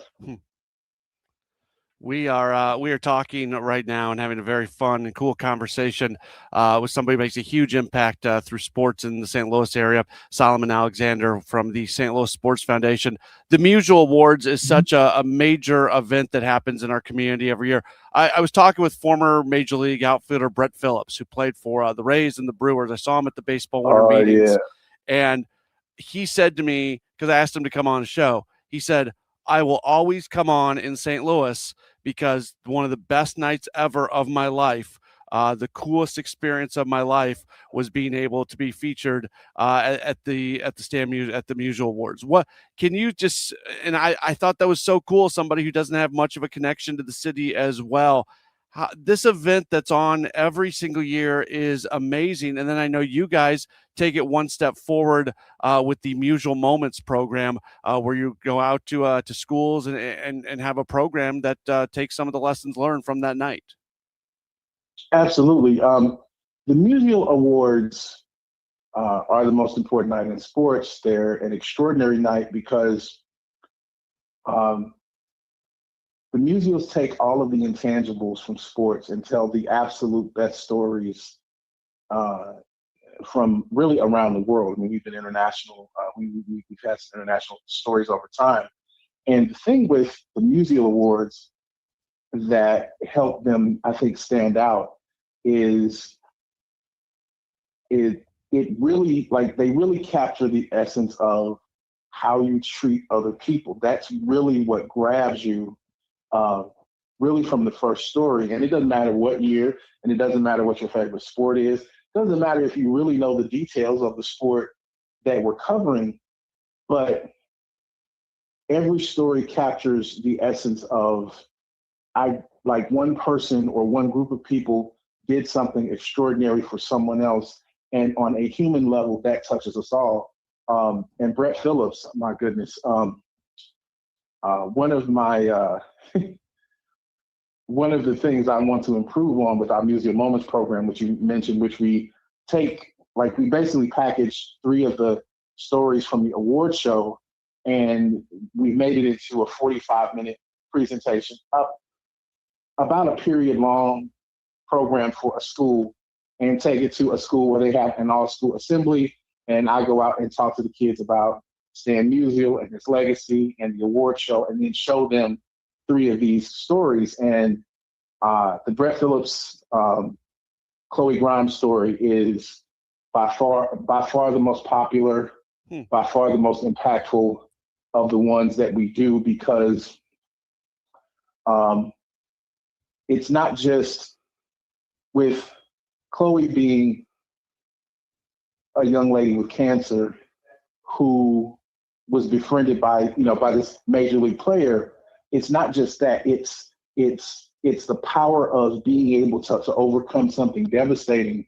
And what I think young people see, and I think the adults see it through her as well, is that when you listen to that entire story, the only person who doesn't mention cancer is Chloe. And as an adult, that convicted me because I complain about everything. I drop my phone. This isn't going right. Traffic is terrible. Why? Oh, woe is me. And Chloe doesn't do that. She doesn't do woe is me. She's had cancer surgery. She's been in hospitals and all these things. And she says during the story, she says, I believe in myself and I know I can do it. She said that at 9 years old. I am 50 and there are people I know that don't say that.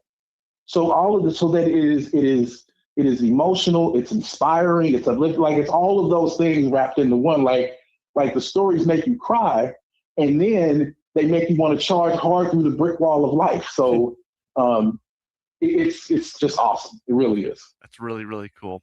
Can you share with our listeners a little bit about the Let 'em Play program and how important it is to support and grow referee participation, and just the reminder that, why referees need to be respected by everybody involved? Absolutely. Let 'em Play is a program that we started shortly after sort of the COVID emergency started to subside a little bit, because we were noticing, we were getting calls about this, about youth tournaments and games in the area being canceled because there weren't enough officials. And after some investigation, there were two big things that were happening, actually three. Because of COVID adversely affected older people, and older Americans are the ones who tend to be refs. And so some of them unfortunately passed away. Others didn't want to take the chance, take the health risk of coming back. And then you also had the combination of COVID risk and how they're treated by fans, actually parents, at games. So why am I going to take a health risk and a safety risk by dealing with people who call me everything but a child of God on these fields? So I'm not doing it anymore. And you turn around one day and you don't have enough reps. And so different youth leagues came to us and said, hey, what can we do? And we're like, well, we're not the sportsmanship police, but what we can do is we can help provide a positive message and help people understand how important referees and officials are to play the games that we love so much. We need them out there. We absolutely need them out there to call the games fairly. And if you look at the essence of what a referee does, particularly at the youth level, for most of them, that's their way of giving back to their sport. Like they soccer refs, they don't care who wins, the 9U championship. I mean, they really don't.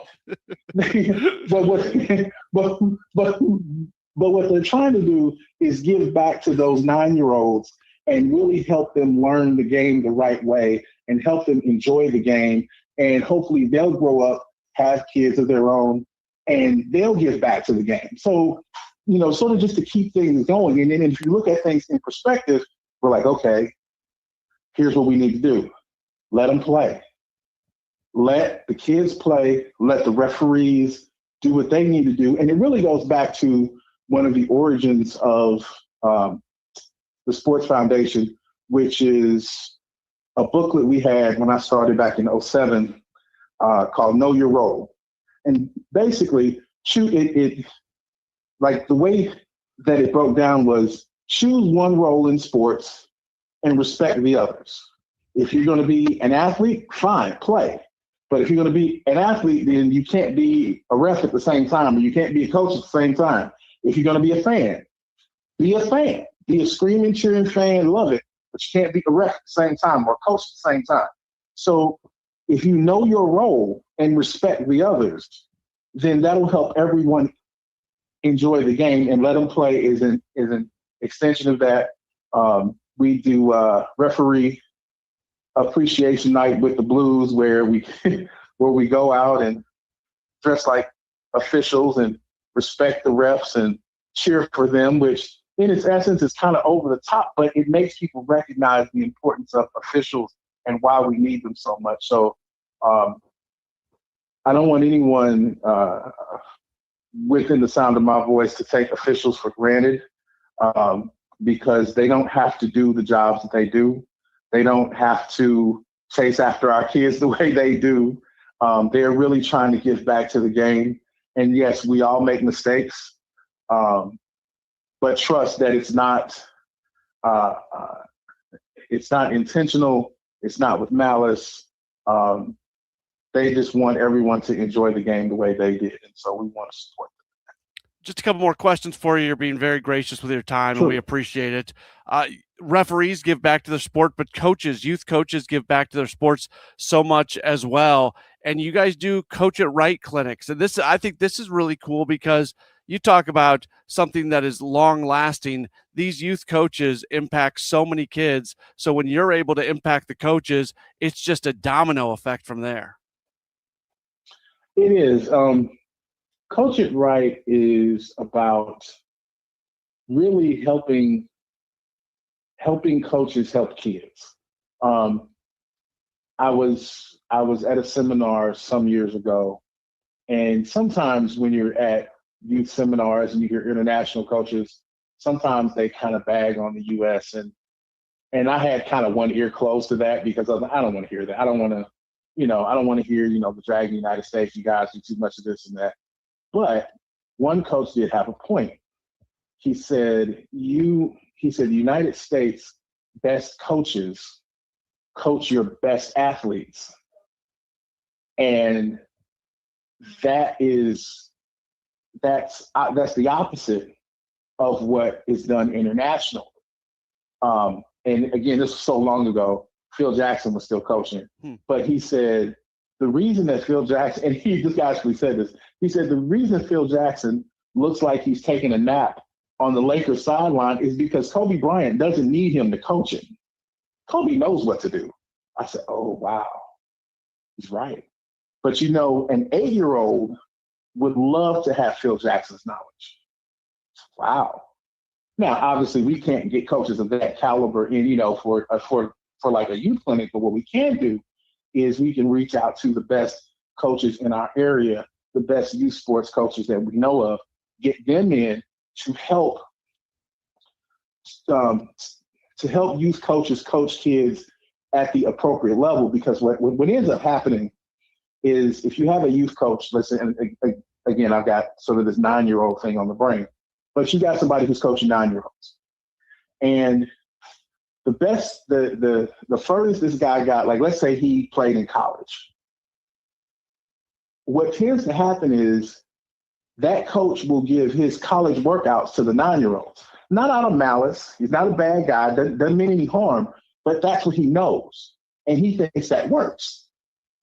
Well, yeah, it did. It works when you were 20, but it doesn't work on 9-year-olds. 9-year-olds want to have fun, and the game has to be presented that way. So what we do is we get coaches and like experts in that help youth coaches teach at the appropriate level. We help them teach and coach at the appropriate level, so everyone has fun, including the coaches, and they all and them along with the kids have a positive experience. Really cool stuff. Last thing for you, sportsmanship scholarship. You guys do that. Can you share with that how much you give, who you're looking to give that to, and just the opportunity, and really why this is part of what the St. Louis Sports Foundation does? Well, the Carl Fricks Sportsmanship Scholarship is presented every year to graduating St. Louis area high school seniors. It can be any senior in the 15 county metro area, public, private, parochial, doesn't matter. Seniors who show outstanding sportsmanship on the field of play. And it doesn't matter if you're all district or you're the last person at the end of the bench. If you've done something extraordinary for someone else on the field, particularly an opponent, because we really look favorably on those who do things for people who they don't necessarily have to. We reward those kids with college scholarships, and it's been a really rewarding thing over the past 17 years. And so we're giving $15,000 in scholarships again this year. The deadline is April 14th, and any and all information can be found at sportsmanship.org. Very, very good. I know on the calendar, the Biz Dash is coming up on May 7th. The Musial Awards will be back on November 21st. People can get all the details about the foundation and everything you do. Just head to the Sports Commission website, stlsports.org, and you'll see you can just get to the Sports Foundation page from there. Solomon, I really enjoyed this conversation. Thank you for everything that you and the foundation do, and appreciate you being so gracious with your time. Thank you again for having me, and yeah, this was awesome. Thank you. That is Solomon Alexander. He is the director of the St. Louis Sports Foundation, and we certainly appreciate him as this is building a community with Busey Bank beyond the game. Do want to remind you about Busey Bank and the amazing things they do. At Busey Bank, they know that behind every financial choice is someone ready to build something extraordinary. From stronger communities to thriving businesses and lasting legacies, they help you turn intention into impact. Busey Bank, building extraordinary together. We'll take one more break. We'll come back and we'll wrap up this edition of the program. It is a Gray Bar Sports Open Line on KMOX.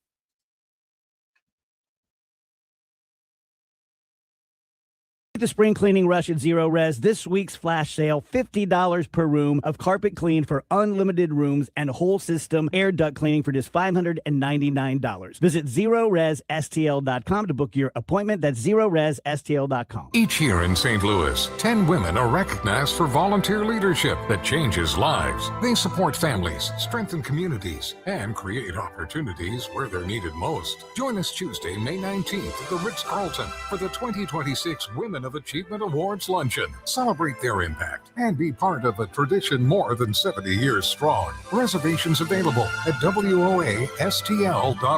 For more information, go to KMOX.com/events. I'm Ultima Morgan of Morgan & Morgan. Every time one of my children started driving, it was terrifying. I am quite aware of the dangers being on the road.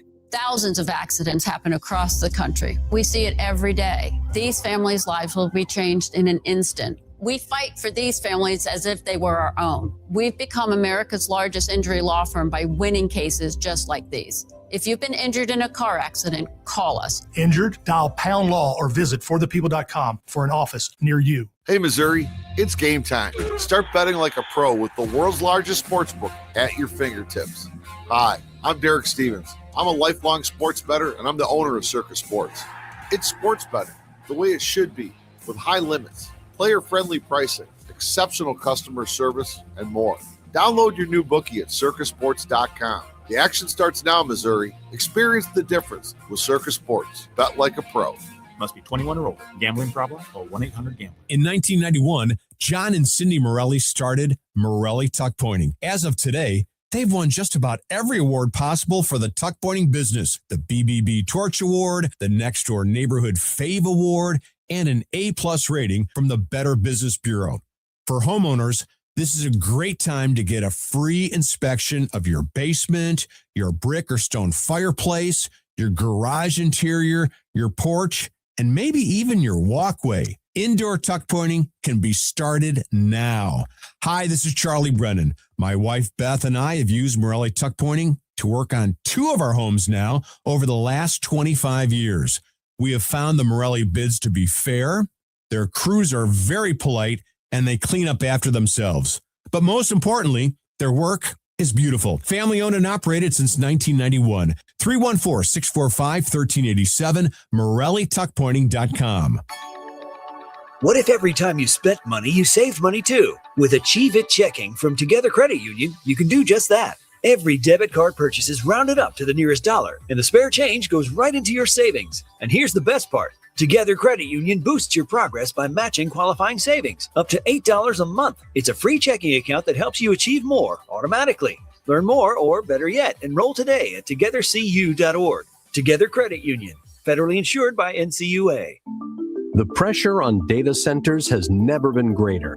Whether you're expanding capacity, supporting AI workloads, or building new facilities, Graybar works alongside you with the solutions, specialists, and logistics expertise you need today.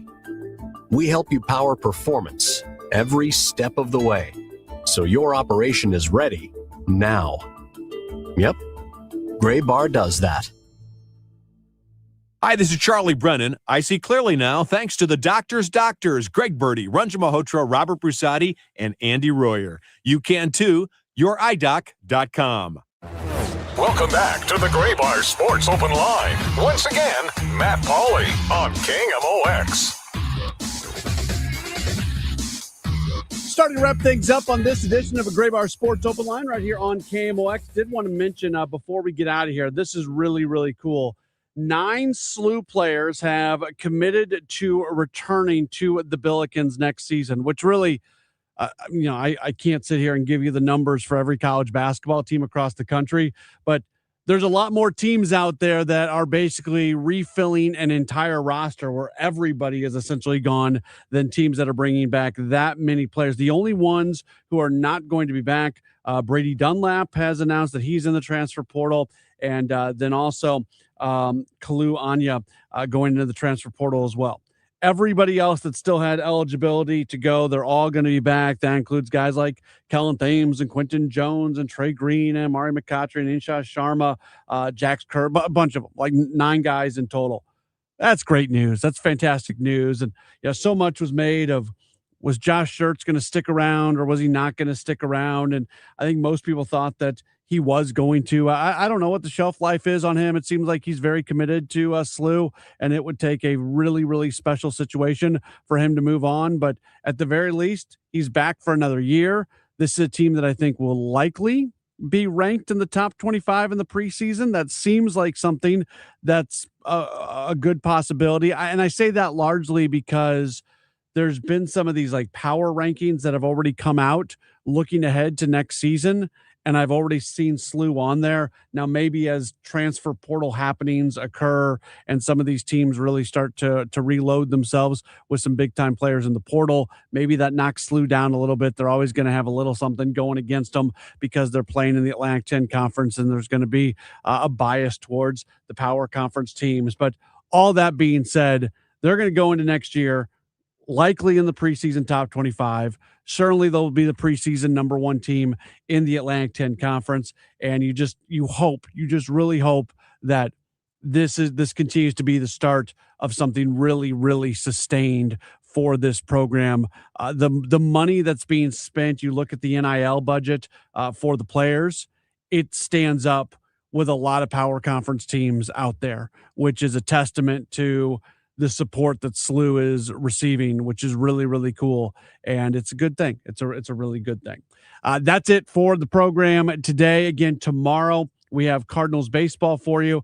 It's going to be a fun weekend. Hopefully there's a little bit of a buzz to the ballpark this weekend. You've got the Boston Red Sox coming to town. So that's a name team that you only see in St. Louis on an every other year basis. An opportunity to see Wilson Contreras, not an opportunity to see Sonny Gray. He is not going to pitch in this series for the Red Sox, but just a lot of momentum, a lot of positive things happening with this team right now. And it's going to be fun to see what things look like here over this next homestand with 3 against the Red Sox and then 3 against Cleveland. So a couple teams coming in. I know the Red Sox had a slow start to their season, but they're a good team. They are a good team, and they're going to be all right. They ended up just taking 2 of 3 from Milwaukee. Hopefully that wasn't the start of something for them. But I think when all is said and done at the end of the year, they're going to be in pretty good shape. So we'll have a full Redbird Rush Hour coming up tomorrow in the 5 o'clock hour, Kevin, Bernie, and myself. And then we'll jump into Cardinals baseball with our pregame show at about 6:20 or so, and we'll go from there. And it's going to be fun. Our first Friday Night Live after the game. But yeah, hopefully if you're on the fence about going, I would strongly encourage you to get out and watch the Cardinals this weekend as they match up against the Red Sox. 7:15 first pitch Friday, 6:15 first pitch Saturday, 1:15 first pitch on a kids Sunday over at the ballpark. Thanks so much for being tuned in. We've got our Gas House Gang replay. That's on the way next. This has been a Gray Bar Sports Open Line on KMOX.